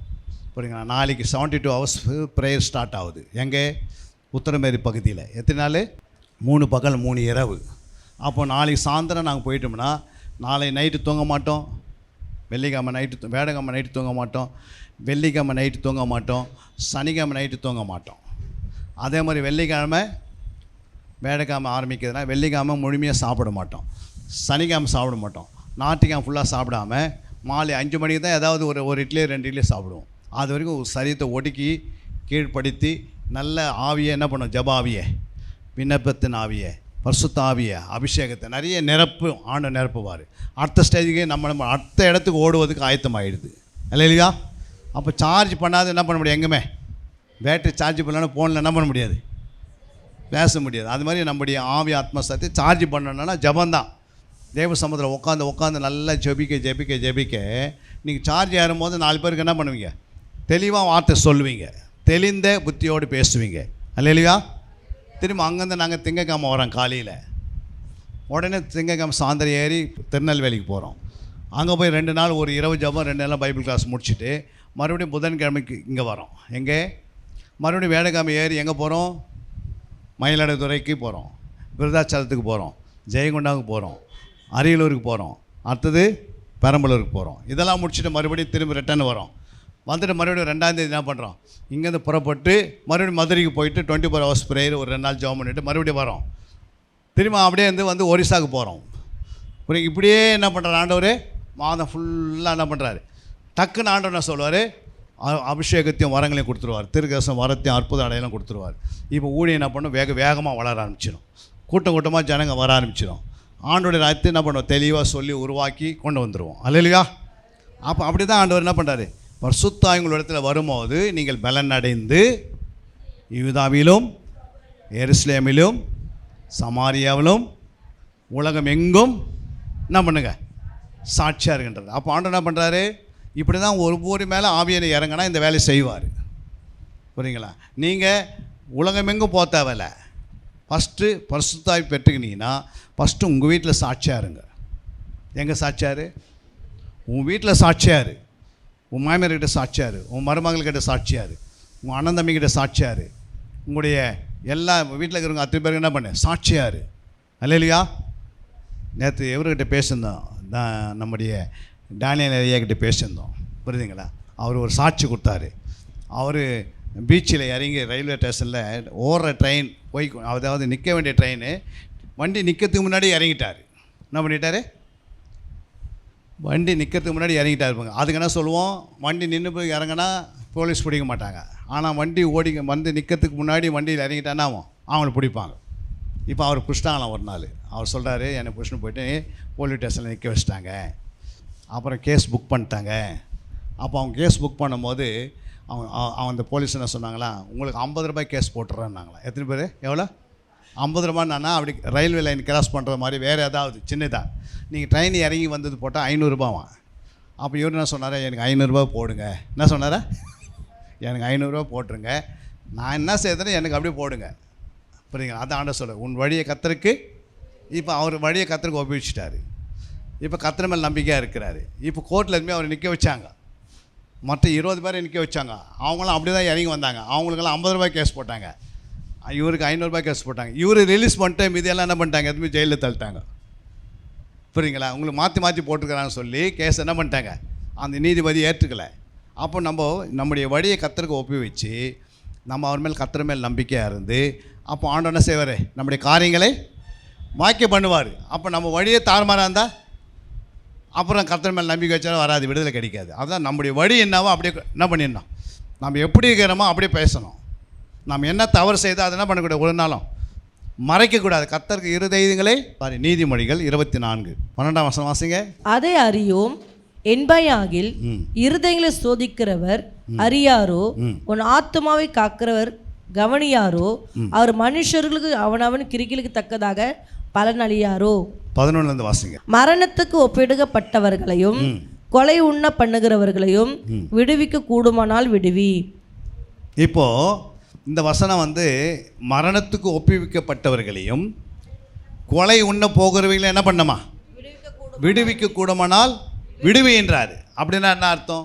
இல்லைம்மா, இங்கே பார்த்தீங்கன்னா மரணத்துக்கு ஒப்புவிக்கப்பட்டவர்களையும் அதுக்கடுத்தது கொலை உண்ண போகிறவர்களையும் விடுவிக்க கூடாமனால் விடுவினார். இது என்ன அர்த்தம்னா, இங்கே பாருங்கள், மரணத்துக்கு ஒப்புவிக்கப்பட்ட யாருன்னா ஆல்ரெடி அவருக்கு யாரோ ஒருத்தர் கொலை பண்ண போகிறாங்க. அவர் யார், கொலை பண்ணி அவர் சாவ போகிறார். அதுக்கு பேர் என்னது, மரணத்துக்கு ஒப்புவிக்கப்பட்டவர்கள். கொலை பண்ணவங்க யார், கத்தி எடுத்துன்னு கையில் வச்சுருக்கிறாரு. இவர் என்ன பண்ண போகிறார், அவர் கொலை பண்ண போகிறாரு. புரியுங்களா? இப்போ கொலை பண்ணுறவரும் நின்றுக்கிறாரு, கொலைக்கு போகிறவங்களாம் அங்கே நின்று இருக்கிறாங்க. அதுக்கு நடுவில் நான் நின்று இருக்கிறேன். இந்த வசனம் எனக்கு என்னோட ஆண்டு பேசுகிறாரு. இவங்களை விடுவிக்க கூடம்னால் என்ன பண்ணினி விடுவி. அங்கே என்ன சொல்ல பாருங்க, இருதயங்களை சோதிக்கிறவர் அறியாரோ, உன் ஆத்துமாக்களை காக்கிறவர் கவனியாரோ, அவர் மனுஷருக்கும் அவனவன் கிரிக்கத்தக்கதாக பலன் அழியாரோ. அப்படின்னா அது ஆமாம், ஆண்டவர் இருதயங்களை என்ன பண்ணுறாரு, நான் சோதிக்கிறாரு. நீ என்ன பண்ண பாரு. இப்போது நீ ஒரு நீதிமன்றம் நின்று இருக்கிற, நீ அவங்கள தப்பி வைக்க உதவி செய்ய விட்டுட்டு ஓட போறியா? புரியுங்களா? அப்போ நான் என்ன பண்ணிட்டேன், அவன் கத்தி தூக்கி வெட்டப்படும் போது அந்த கத்தி என்ன பண்ணிட்டேன், பிடுங்கி போட்டுட்டேன். போட்ட பிறகு அவர் கொலையும் விடலை, இவன் கொலைக்காரனாக மாறலை. இப்போது நான் என்ன பண்ணிட்டேன், அதெல்லாம் தப்பிச்சுட்டு வந்ததுனால அதனுடைய முடிவு ஒரு நாள் நீதிபதி என்ன சொல்கிறாரு, நீ நீதிமான் என்று சொல்லி வெளியே அனுப்புகிறாரு எங்களை. புரியுங்களா? இப்போ இந்த வசனத்துக்கு விளக்கம் எப்படி தெரியுது, ஒன்று ஒன்றா ப்ராக்டிக்கலாக போனால் தான் வசனம் நமக்கு புரிஞ்சு கொள்ள முடியும், அல்லையா? ஆனால் அந்த வசனம் என்ன பண்ண முடியல, நமக்கு என்னடா இது எதுக்காக எழுதி வச்சோன்னு நமக்கு தெரியாது, அல்லையா? ஆனால் எல்லா வசனத்துக்கும் என்ன இருக்குது, ப்ராக்டிக்கலாக நடந்தது. அதனால தான் வசனம் 12ஆம் அதிகாரம் 6ஆம் வசனத்தை சங்கீதம் 12:6, கர்த்தருடைய சொற்கள் குகையில் 7 தரம் உருக்கி புடமிடப்பட்ட வெள்ளிக்கோப்பான சுத்த சொற்களாய் இருக்கிறது. அப்போ கர்த்தருடைய சொற்கள் மண் குகையில் என்ன பண்ணியிருக்கிறார் ஆண்டவரே, 7 தரம் உருகி இருக்கிறார், அல்லையா? அப்போது புடமிடப்பட்ட வெள்ளிக்கோப்பான சுத்த சொற்களாக மாறிடுது. புரியுங்களா? அப்போ கர்த்தருடைய சொற்கள் மண் குகையெல்லாம் என்ன அர்த்தம், மண் குகை. அந்த மண் குகைன்றார்ல, மண் குகையில் எத்தனை முறைமா 7 தரம் உருகி புடமிடப்பட்ட வெள்ளிக்கொப்பான சுத்த சொற்களாக மாறுது, அல்லையா? அப்படின்னா மண்ணுன்றது சரீரம், குகை என்பது உன்னுடைய இருதயம், அல்லையா? அப்போது ஆண்டவர் என்ன பண்ணுறாரு, 7 முறை ஒரு மனுஷனுடைய இருதயத்தில் அந்த வார்த்தையை போட்டு புடமிடுறார். ஃபஸ்ட்டு புடமிட்ட பிறகு அவன் வாயில் என்ன வருது, சுத்த சொற்கள் வெளியே வருது. என்ன வருது இப்போ சுத்த சொற்கள் எப்படி பார்த்து பல வெள்ளி எப்படி வெள்ளியை எடுத்து நீ குகையில் போட்டு பாருங்கள், குகையில் வெள்ளி எப்படி மினுக்கும், வெள்ளியை பார்த்துக்கிறீங்களா? குகையில் எடுத்து வெள்ளியை பல மினுக்குதே இல்லைங்களா? அதுமாரி உன் வாயில் வார்த்தை எப்படி வரும், 7 முறை இந்த வார்த்தையை நீ 7 முறை இந்த வேதத்தை எடுத்து இருதயத்தில் வச்சு தியானம் பண்ணிவிட்டு அது பிறகு நீ பேசி பாருங்கள், உங்கள் வாயில் அவ்வளோ தெளிவாக வார்த்தை வரும். புரியுங்களா? தெளிவாகவும் வரும், கிளியராக வரும். அந்த சொற்கள் கரெக்டான பண்ணோம், ஒருத்தருக்கு கிளியராக புரிஞ்சு கொள்வாங்க, அல்லையா? அந்த அளவுக்கு ஆண்டவர் என்ன பண்ணுவார், 7 முறை இந்த வார்த்தையை இருதயத்தில் நம்ம வச்சு தியானிக்கணும். ஒரு முறையாக நம்ம பைபிளை எடுத்து வாசிக்கலை, தியானிக்கலை, எதுவும் பண்ணல. 7 முறை எப்போ பண்ணுறது, அல்லேலூயா. அப்போ ஆண்டவர் இதெல்லாம் ப்ராக்டிக்கலாக என்ன பண்ணுறாரு, சும்மா எடுத்த பிறகு பைபிள் அப்படி எழுதலை, புரியுங்களா? எப்போயுமே சட்டத்தெல்லாம் கொண்டு வராங்க பார்த்தீங்கன்னா, எடுத்துருக்கு சட்டத்தை என்ன பண்ண மாட்டாங்க, தீட்ட மாட்டாங்க. ப்ராக்டிக்கலாக நடந்துக்கினே எடுத்த சட்டத்தை உருவாக்குவாங்க. அப்படியே என்ன பண்ணுது, சட்டத்து மேலே அதை வந்து தெளிவான சட்டத்தை உருவாக்கிடுவாங்க. அதுக்கு பிறகு இது வந்து அடிக்கடிக்கு நடக்குது இந்த ப்ராப்ளம், புரியுங்க. அப்போ சட்டம் நிறைவேற்றுறாங்க. அல்லேலூயா. அப்போ ஒவ்வொரு காரியம் ஆண்டவர் எழுதும் போது வேதத்தில் 7 முறை மனுஷனுடைய மண் குகையில் கொண்டு போய் புடமிடுறாரு, புரியுங்களா, சோதிக்கிறாரு, புரியுங்களா. அந்த வார்த்தை நம்ம என்ன செய்ய போகிறோம், எப்படி விளங்கி கொள்ள போகிறோம். அப்போ இப்படி தான் ஆண்டவர் என்ன பண்ணார், 7 முறை ஆண்டவர். அதை தான் ஆண்டவர் சொல்கிறாரு, தாவீது நான் ஒரு நாளைக்கு எத்தனை முறை துதிக்கிறேன், 7 முறை துதிக்கிறானா தாவீது, புரியுங்களா. அப்போ எப்படி துதிச்சிருப்பார், அதிகாலம் ஒரு முறை, அப்புறம் மத்தியானம் ஒரு முறை, அப்புறம் நைட்டு ஒரு முறை, அப்புறம் நடுராத்திரி ஒரு முறை, அப்புறம் 3ஆம் ஜாமத்தில் ஒரு முறை, அப்புறம் 5ஆம் ஜாமத்தில், அப்படி தானே பண்ணியிருப்பார். 7 முறை ஒரு நாள் துதித்த மனசு எப்படி இருக்கும். அப்போ அந்த துதி எவ்வளோ ருசித்து இருக்கிறார் அவர். அல்லேலூயா. இப்போ அந்த கேசியோ வாசித்தருக்கு பாடுறதுக்கு எவ்வளோ வித்தியாசம் இருக்குது. அதே யாருமே வாசிக்கல, நம்ம பாடுறதே கொஞ்சம் எப்படி இருக்குது. அப்போ எல்லா மியூசிக்கை வச்சு வாசித்தா சத்தம் எப்படி வருது, இன்னும் ஆண்டவருக்காக துதிக்கணும் துதிக்கணும் துதிக்கணும் துதிக்கணும் துதிக்கணும்.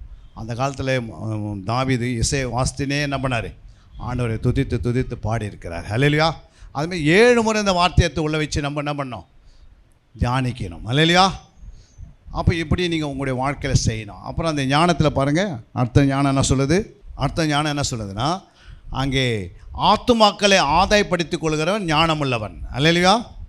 பிரசங்க 9:15 வாசிங்க. அதிலே ஞானமுள்ள ஒரு ஏழை மனிதன் இருந்தான். அவன் தன் ஞானத்தினாலே அந்த பட்டணத்தை விடுவித்தான். ஆனாலும் அந்த ஏழை மனிதனை ஒருவரும் நினைக்கவில்லை. பாருங்க, ஒரு ஞானமுள்ள ஒரு மனுஷனை நீ மாறிட்டுனா ஒரு முழு பட்டணத்தை ரட்சிப்புக்கு வழியாக நடத்தலாம்.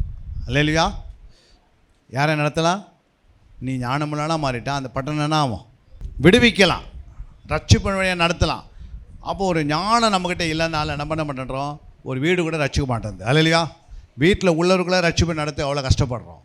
அப்போ இந்த ஞானம் உனக்குள்ளே வரணும்னா நீங்கள் என்ன பண்ணணும், ஆண்டவருடைய வார்த்தையை தேடணும், தியானிக்கணும், ஆராயணும், கேட்கணும். ஆண்டவரே எனக்கு என்ன பண்ணுங்கள், உங்களுடைய ஞானத்தை கொஞ்சம் தாங்க ஆண்டவரே அப்படின்னு கேட்கணும். அடுத்தது பாருங்கள், பிரசங்க 9:18 யுத்த ஆயுதங்களை பார்க்கிலும் ஞானமே நலம், பாவியான ஒருவன் மிகுந்த நன்மை கெடுப்பான். அல்லேலூயா.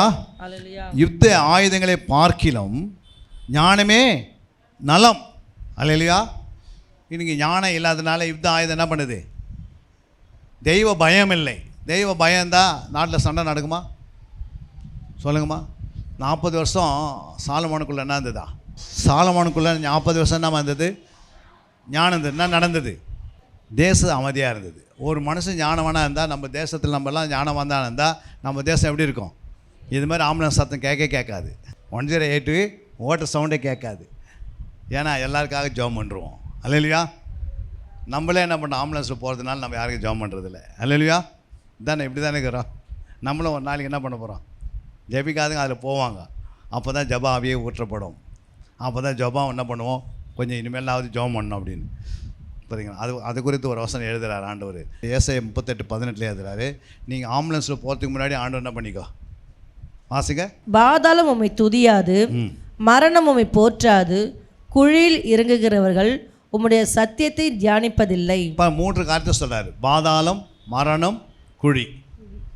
புரியுங்களா. பாதாளத்துக்கு என்ன சொல்கிறாரு, நம்ம பாதாளத்துக்கு ஒருத்தர் போகிறாங்கன்னா அவங்க என்ன பண்ண மாட்டாங்க, துதிக்க மாட்டாங்க. புரியுங்களா. அப்போ பாதாளத்துக்கு அவங்க போகும்போது, அவங்க ஆவி பாதாளத்துக்கு இறங்கும் போது அதில் போய் துதிக்க முடியாது. ஆவியில் சரீரத்தில் இருக்கும்போது தான் துதிக்க முடியும். சரீரத்தை விட்டு ஆவி வெளியே போயிடுச்சுன்னா அது பிறகு வாயை தந்து என்ன பண்ண முடியாது, துதிக்க முடியாது. இப்போ இந்த சரீரத்தில் நல்லா துதிங்க, துதிக்கிறதுக்கு வரதே இல்லை, லேட்டாக வரீங்க. அல்லேலூயா. நல்ல ஆலயத்தில் நீங்கள் என்ன பண்ணணும், துதிக்கிறதுக்கு முன்னாடி நீங்கள் முதல்ல உட்காந்து நல்லா துதிக்கணும். கொஞ்ச நேரம் என்ன செய்யணும், துதிகள் மத்தியில் ஆண்டவர் என்ன பண்ணுற வாசமாக இருக்கிற. அப்போது சரீரத்தில் தான் துதிக்க முடியும். இந்த அந்த ஆவி பாதாளத்துக்கு போகும்போது அந்நேரத்துக்கு நம்மளால் என்ன பண்ண முடியாது, சரீரத்தை விட்டு வெளியே போயிடுச்சுன்னா ஆவி, அது பிறகு என்ன பண்ண முடியாது, துதிக்க முடியாது. அப்போ போய் அங்கே கஷ்டப்படுவேன். கீழ் பாதாளத்துக்கு போனால் ரொம்ப வேதனைப்படுவேன், மேல் பாதாளத்துக்கு போனால் இளைப்பாருவேன். அல்லேலூயா. 2வது என்ன சொல்கிறார் ஆண்டவர், மரணம் உம்மை போற்றாது. அப்போ மரணம் ஒருத்தருக்கு வருது. அப்போ எப்போ வரும் மரணம், அந்த ஆம்புலன்ஸில் 108 உட்கார வச்சு போயிருக்கும் போது அப்போ மரணம் வருமா, மரணம் நிற்குமா, மரணம் அப்படி ஸ்டாண்டர்டாக இருக்குமா? அப்போ மரணம் அங்கே அந்த வண்டியில் ஏற்றிட்டாங்கன்னா உடனே அதுக்கு என்ன பண்ண முடியாது, ஆண்டவரை போற்றி பாட முடியாது. இப்பயே சரீரத்தில் இருக்கும்போது என்ன பண்ணிக்கோ, நல்லா இருக்கும்போது காற்று இருக்கும்போதே தூத்து, நல்லா இருக்கும்போதே பாடு, நல்லா இருக்கும்போது துதி, நல்லா இருக்கும்போது போற்று. அப்போ மரணம் வருதுன்னா அதில் உட்கார வச்சிட்டாங்கன்னா, அதில் படுக்க வச்சிட்டாங்கன்னா அது பிறகு நம்மளால் வாய் திறக்க முடியாது. புரியுங்களா? அது பிறகு அப்பா அம்மா தான் கத்தின்னு ஓடணும். அல்லையா? வேறு ஆண்டோட நாம வரவே வராது. அதனால தான் ஆண்டவர் சொல்கிறாரு, இப்போ நல்ல ஆண்டவர் போற்றி புகழ். ஆண்டவரை போற்றுவதுக்கு நம்ம என்ன செய்யணும், ஸ்தோத்திர பலிகளை சொல்லி நல்லா போற்றணும், அவருடைய நாமத்தை சொல்லி போற்றணும். அல்லையா? அவருடைய நாமத்தை சொல்லி உயர்த்தணும். அதை போற்று. ஆண்டவர் மரண வரத்துக்கும் போற்று, குடியில் போகிறதுக்கு பாதாளத்துக்கு போகிறதுக்கு முன்னாடி நல்லா என்ன செய், நம்ம பாதாளத்துக்கு போகிறதுக்கு முன்னாடி நல்லா துதி, குடியில் அதாவது ரெண்டாவது மரணத்துக்குள்ளே போகிறதுக்கு முன்னாடி என்ன பண்ணிட்டுக்கு நல்ல ஆண்டவரை போற்று. மூன்றாவது என்ன சொல்கிறாரு, உன்னை குடியில் கொண்டு போய் குடியில் பெட்டியில் வச்சு குடியில் வச்சுட்டாங்கன்னு வச்சுக்கோ, அது பிறகு பைபிள் என்ன பண்ண முடியாது, தியானிக்க முடியாது. அது ஆண்டவர் சொல்கிறாரு, இப்போ என்ன பண்ணிக்கோ, குழியில் அந்த பெட்டியில் வைக்கிறதுக்கு முன்னாடியே நல்லா தியானம் பண்ணுங்க. இல்லைங்க நான் குழியில் வந்திருக்கு, பைபிளை எனக்கு தலைமையில் வீட்டில் வச்சுக்கினா பெட்டியில் வச்சு ஒரு பைபிளை வச்சு அதை தியானம் பண்ண முடியுமா? சொல்லுங்க, இந்த பைபிள் அந்த அம்மா படிச்சுனே இருந்தாங்க, அதை வச்சு அமைச்சிடுங்க. அதனால் பெட்டிக்கு உள்ளே வைக்கிறதுக்கு முன்னாடி என்ன பண்ணிவிடு, தியானம். இந்த சரீரத்தில் தான் தியானம் பண்ண முடியும். சரீரம் இருக்கிறவரையும் தான் இதயத்துக்குள்ளே வச்சு தியானிக்க முடியும். சரீரம் இருக்கிறவரையும் தான் போற்ற முடியும். சரீரத்தில் இருக்கிறவரையும் தான் துதிக்க முடியும். அல்லையா? அப்போ இப்போ நம்ம நல்லா துதிக்காமல், நல்லா போற்றாமல், நல்லா தியானிக்காமல் நீங்கள் விட்டுட்டிங்கன்னா, கோட்டை விட்டுட்டிங்கன்னா அது என்ன பண்ண முடியாது, ஒன்றுமே முடியாது. அதனால தான் இது பாருங்கள், எப்படியாப்பட்ட தீர்க்க தரிசனம் ஆண்டு எழுதி வச்சிருக்கிறார். ஆனால் அந்த வசனம் என்ன பண்ண முடியல, ஏதோ அது அந்த வசனத்தை யாரும் எடுத்து என்ன பண்ண, வாக்குத்தத்தம் கூட கொடுக்க மாட்டாங்க. இதெல்லாம் வருஷத்துக்கு ஃபஸ்ட்டு 1ஆம் தேதி என்ன பண்ணிக்கணும், இது மாதிரி வாக்குத்தத்தை கொடுத்தா அவங்க யோசிப்பாங்க. எல்லாமே வாக்குத்தத்தானே ஆண்டவர் எழுதினது தானே, எல்லாமே குறையாக வச்சுருக்கிறார், எல்லாம் நிறைவாக தான் வச்சுருக்கிறார். அல்லையா? அப்போ போற்றுவது, துதிப்பது, தியானிப்பது எல்லாம் ஆண்டவர் வச்சுருக்கிறார். மூன்றாவது நம்ம அங்கே பார்க்குறோம் பாருங்கள், நீதிமொழி 23:19 சொல்கிறது, என் மகனே நீ செவி கொடுத்து ஞானம் அடைந்து உன் இருதயத்தின் நல்வழியில் என்ன பண்ணிக்கோ நடத்து. அப்போ என்ன பண்ணோம், நல்ல ஆண்டவருக்கு நீ செவி கொடுக்கணும். ரெண்டாவது ஞானம் அடையணும். நல்ல வேத வாக்கியங்கள் என்ன பண்ணோம், இரவு பகலை தியானம் பண்ணி ஞானம் அடைந்து என்ன செய்யணுமா, உன் இருதயத்தை நல்ல வழியில் நடத்தக்கூடிய கிருபை தருவார் ஆண்டவர். புரியுங்களா? நீங்கள் அந்த இடத்துல ஞானம் இல்லைன்னா நல்வழியில் போக முடியாது, நம்ம தாறுமாறாக போயிடுவோம். அதனால தான் நல்ல வழியில் நடக்கிறதுக்கு நீதிமொழி 28:26 சொல்கிறது, தன் இருதயத்தை நம்புகிறவன் மூடன் ஞானமாய் நடக்கிறவனோ ரட்சிக்கப்படுவான். அல்லையா? அப்போ ஞானமாய் நீ நடக்கிறன்னா ஒரு நாள் ரட்சிக்கப்பட்டுருவேன். புரியுங்களா? அதனால தான் ஞானத்தின் வழியிலே நடக்கணும். புரியுங்களா? அதனால தான் சாலமோனு காலகட்டத்தில் 40 வருஷம் ஏன் அங்கே அமைதி உண்டாச்சுன்னா ஞானம். இரும்பு ஆயுத மடங்களாக இருக்கும்போது அதை தீட்டாமல் போனால் அதிக பலத்தை யூஸ் பண்ணோம். ஆனால் ஒரு மனுஷனுக்கு ஞானம் தான், ஒரு காரியத்தை செவியாக செய்வதற்கு ஞானமே பிரதானம். ஞானம் இருந்துச்சுன்னா நீங்கள் சுற்றி வளைச்செல்லாம் வர தேவையில்லை, ஒரு செகண்டில் அந்த வேலையை செய்து முடிக்கலாம். அல்லையா? நீங்கள் அங்கே போய் ஒரு 100 கடையை தேட வேண்டிய அவசியம் கிடையாது. ஞானம் உள்ளவர்களுக்கு எது இருந்தாலும் தன்னைத்தான் ஆண்டு போய் வெளிப்படுத்தினே இருப்பார். அதுதான் இயேசுவே ஞானமுள்ளவளாக இருந்தார். அல்லையா? ஞானமுள்ளவரோட வாழ்க்கையில் ஞானம் நமக்கு சும்மா அப்படியே நிற்கிறதா கிடையாது. இது உனக்குள்ளே என்ன பண்ணோம், வேத வாக்கியங்களை நேரத்தை நீ கொடுக்கும் போது ஞானம் வளர்ந்துனே இருக்கும். அல்லையா? நீதிமொழிகள் 23:24 சொல்கிறது, நீதிமானுடைய தகப்பன் மிகவும் களி கூறுவான், ஞானமுள்ள பிள்ளை பெற்றவன் அவனால் மகிழ்வான். அல்லையா? ஒரு தகப்பன் தாய் எப்போ மகிழ்வாங்கின பிள்ளைகளை பார்த்து அந்த பிள்ளைகளை ஞானத்தில் வளர்த்துருக்கணும். அல்லையா? கர்த்தருக்கு பயப்படுதலை அந்த பிள்ளைக்கு தெரிஞ்சிருக்கணும். நீங்கள் சொல்லித்தரலன்னா அந்த பிள்ளை என்ன பண்ணோம், ஒரு நாள் கர்த்தருக்கு பயப்படாது, உங்களுக்கும் பயப்படாது, உலகத்துக்கும் பயப்படாது, அது இஷ்டம் போல போகும். ஒரு நாள் அது போய் என்ன பண்ணோம், தான் போன போக்கில் என்ன பண்ணோம், மனுஷனுக்கு செவியாக தோன்ற வழி அதோட முடிவு, ஒரு மனுஷனுக்கு செவியாக தோன்ற வழி என்ன முடியும், அதனுடைய முடிவு என்ன, மரண வழி. தன் வழியில் ஓடுகிறவங்களுக்கு முடிவு மரணம் வந்துடும். அதனால தான் தன் வழியில் ஓடாமல் அவங்கள என்ன பண்ணோம் சொல்லுங்கள், எப்படி பண்ணால் ஞானமுள்ள பிள்ளை பெற்றவன் அவனால் மகிழ்வான். அல்லேலூயா? அதே நீதிமொழி 11:30 சொல்கிறது, நீதிமானுடைய பலன் ஜீவ வெறிச்சும், ஆத்துமாக்களை ஆதாயப்படுத்திக் கொள்கிறவன் ஞானமுள்ளவன். அல்லேலூயா. அப்போ நீ ஆத்மா ஆதாயப்படுத்த எப்படி படுத்துவ சொல்லுங்கள்? ஆத்மாவை நீ எப்படி ஆதாயப்படுத்துவேன்னா, நீ ஞானவனாக இருந்தால் ஆத்மா ஆதாயப்படுத்துவேன். அல்லேலூயா. ஞானமுள்ளவனாக இருந்துட்டுனா நீ அவங்ககிட்ட என்ன பேசணும்னு கரெக்டாக என்ன பண்ணுவேன்? தேவையில்லை தான் பேச மாட்டேன். புரியுங்களா? ஒன்லி ஃபார் இயேசு பற்றி, விடுதலை பற்றி, ஆசீர்வாதங்களை பற்றி, நித்தியத்தை குறித்து, மரணத்து பிறகு வாழ்க்கை குறித்து, மரணத்து பிறகு நம்ம எங்கே இருப்போம், இதெல்லாம் சொன்னோம்னா அவங்களுக்குள்ள என்ன ஆகுது? ஓ, மரணத்து பிறகு ஒரு வாழ்க்கை இருக்குதா, இது வரைக்கும் எனக்கு தெரியாதுன்னுவாங்க. அதான் ஞானமுள்ளவன். நம்ம போய் என்ன பண்ணுறோம்? எத்தனை பிள்ளைங்க இருக்குது, அப்புறம் எந்த இடத்துல வேலை செய்யுது, அப்புறம் யார் எங்கெங்கெல்லாம் இருக்கிறாங்க, எங்கள் பிள்ளைக்கு கல்யாணம் ஆகிடுச்சா, எங்கள் பொண்ணு ஒன்று இருக்குது கட்டிக்கிறியா, இப்படியே கேட்டு கேட்டு என்ன பண்ணுறோம்? நீங்கள் பிள்ளையை பெற்றெடுத்தால் அதை ரட்சிப்பின் வாடகை நேரத்தில் ஆண்டவருக்கு என்ன பண்ணுவார்? ஏற்ற நேரத்து துணையை கொண்டு வருவார். அது பைபிள் இருக்குது. நம்ம போய் தேட தேவையில்லை, ஆண்டவர் தேடுவார். ஆண்டவர் கொண்டு வந்து ஜாயின் பண்ணுவார். புரியுங்களா? நம்ம பிள்ளைங்களுக்கு எங்கே இந்த மாப்பிள்ளை வரணும், எங்கே பொண்ணு வரணும் யாருக்கு தெரியும்? அவருக்கு தெரியும். அல்லேலூயா. ஈசாக்கு எங்கே போகணுன்னு யார்கிட்ட ஆண்டவர் போனார்? எலிசா யார்கிட்ட போனார் சொல்லுங்கம்மா? ரெபேக்கால போய் இட்டுன்னு வரான்னா அவருக்கு எப்படி தெரியும்? அவர் சொல்லிட்டு போகிறாரு, அடையாளம் கேட்குறாரு, அந்த பொண்ணு என்னென்ன செய்யணுன்னு. அப்போ எலிசா தான் ஒரு பரிசுத்த ஆவியானவர். இப்போ நமக்குள்ளே ஆவியானவர் வந்துட்டார். அந்த ஆவியன் நம்ம சொல்லுவார் எங்கே பொண்ணு எடுக்கணும், எங்கே எடுக்கக்கூடாதுன்னு. அல்லேலூயா. அன்றைக்கி ஆபிரகாமுக்கு எலிசா தான் பரிசுத்த ஆவியாக வேலை செய்கிறாரு. ஆபிரகாம் பிதாவாக வேலை செய்வார். ஈசாக்கு இயேசுவாக வேலை செய்வார். அல்லேலூயா. ஈசாக்கு இயேசுவை போல, ஆபிரகாம் பிதாவை போல, எலியேசர் பரிசுத்த ஆவியானவர் போல. அல்லேலூயா. அதை வச்சு தான் அப்படியே முழு பைபிள் என்ன பண்ணுறாரு? ஆண்டு கொண்டு வராரு. ஆபிரகாம் பிதாவின் விசுவாசத்தை விட்டு விடாதீங்க. அல்லேலூயா. ஈசாக்கை போல் என்ன பண்ணுங்க? ஈசாக்கு எப்படி வாழ்ந்தார்? ஈசாக்கு எப்படி வாழ்ந்தார்? சண்டை போட்டுனா வாழ்ந்துருந்தார். யார்கிட்டையும் எப்படி வாழ்ந்தார்? சாட்சியாக வாழ்ந்துட்டார். அல்லேலூயா. பரிசுத்தமாக வாழ்ந்தார். ஈசாக்குடைய வாழ்க்கை பாருங்கள், பலியே கேட்குறார். ஈசாக்குக்குள்ளே பரிசுத்தம் இருந்தனால தான் பலிக்கு கொண்டு வர சொல்கிறாரு.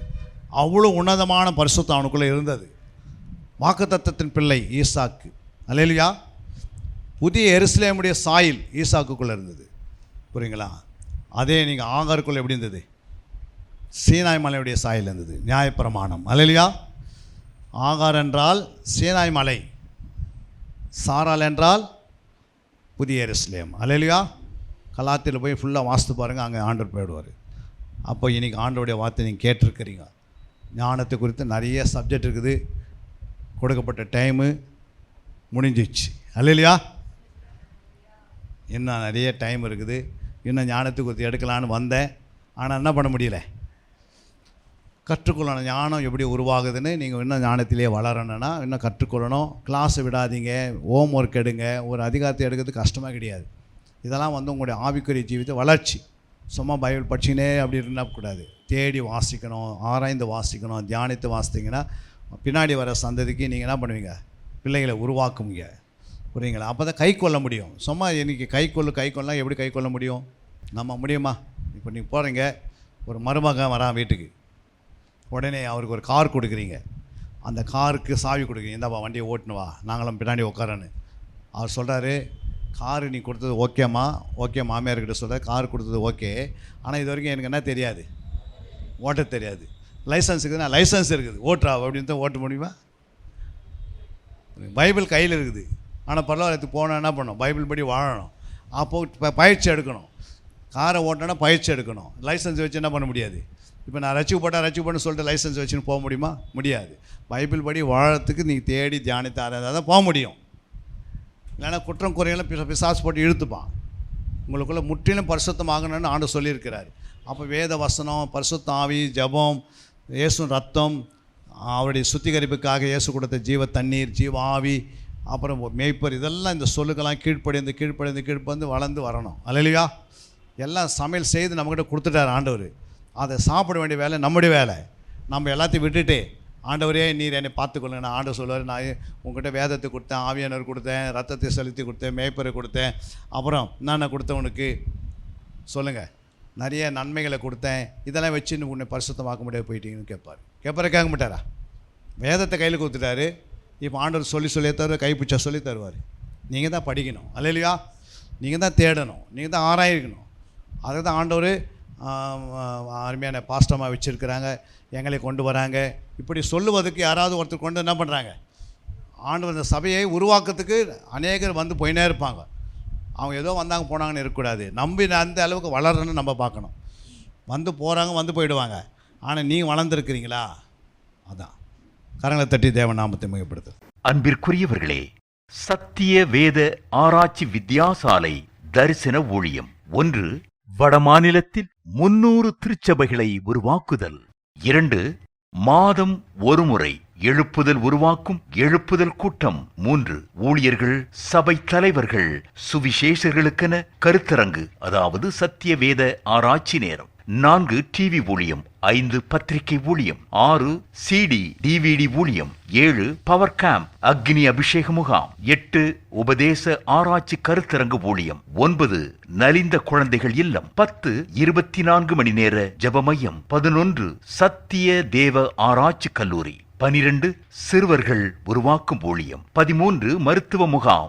14. ஜெயில் ஊழியம். 15 கைப்பிரதி ஊழியம். 16 கிராம ஊழியம். 17 மிஷனரியை உருவாக்கும் ஊழியம். 18 நன்றி துதி ஆராதனை கூட்டங்கள். 19 சமூக நலப்பணிகள் ஊழியம். 20 இன்டர்நெட் மூலமாக ஆன்லைன் படிப்புகள். இது விரைவில் வரவிருக்கின்றது. 21 தேவனுடைய வருகைக்கு ஆயத்தப்படுத்துதல். இதனுடைய நோக்கங்கள்: 1 கோடி சீடர்கள் உருவாகுதல், 1 கோடி ஜாமக்காரர்கள் உருவாகுதல், 1 கோடி யுத்த வீரர்கள் உருவாகுதல், 1 கோடி ஊழியர்கள் உருவாகுதல். தரிசனத்தை அவன் கண்டபோது அவர்களுக்கு சுவிசேஷத்தை அறிவிக்கும்படி கர்த்தர் எங்களை அழைத்தார். புறப்பட்டு போக பிரயத்தனம் பண்ணி. அப்போஸ்தலர் நடபடிகள் 16:10.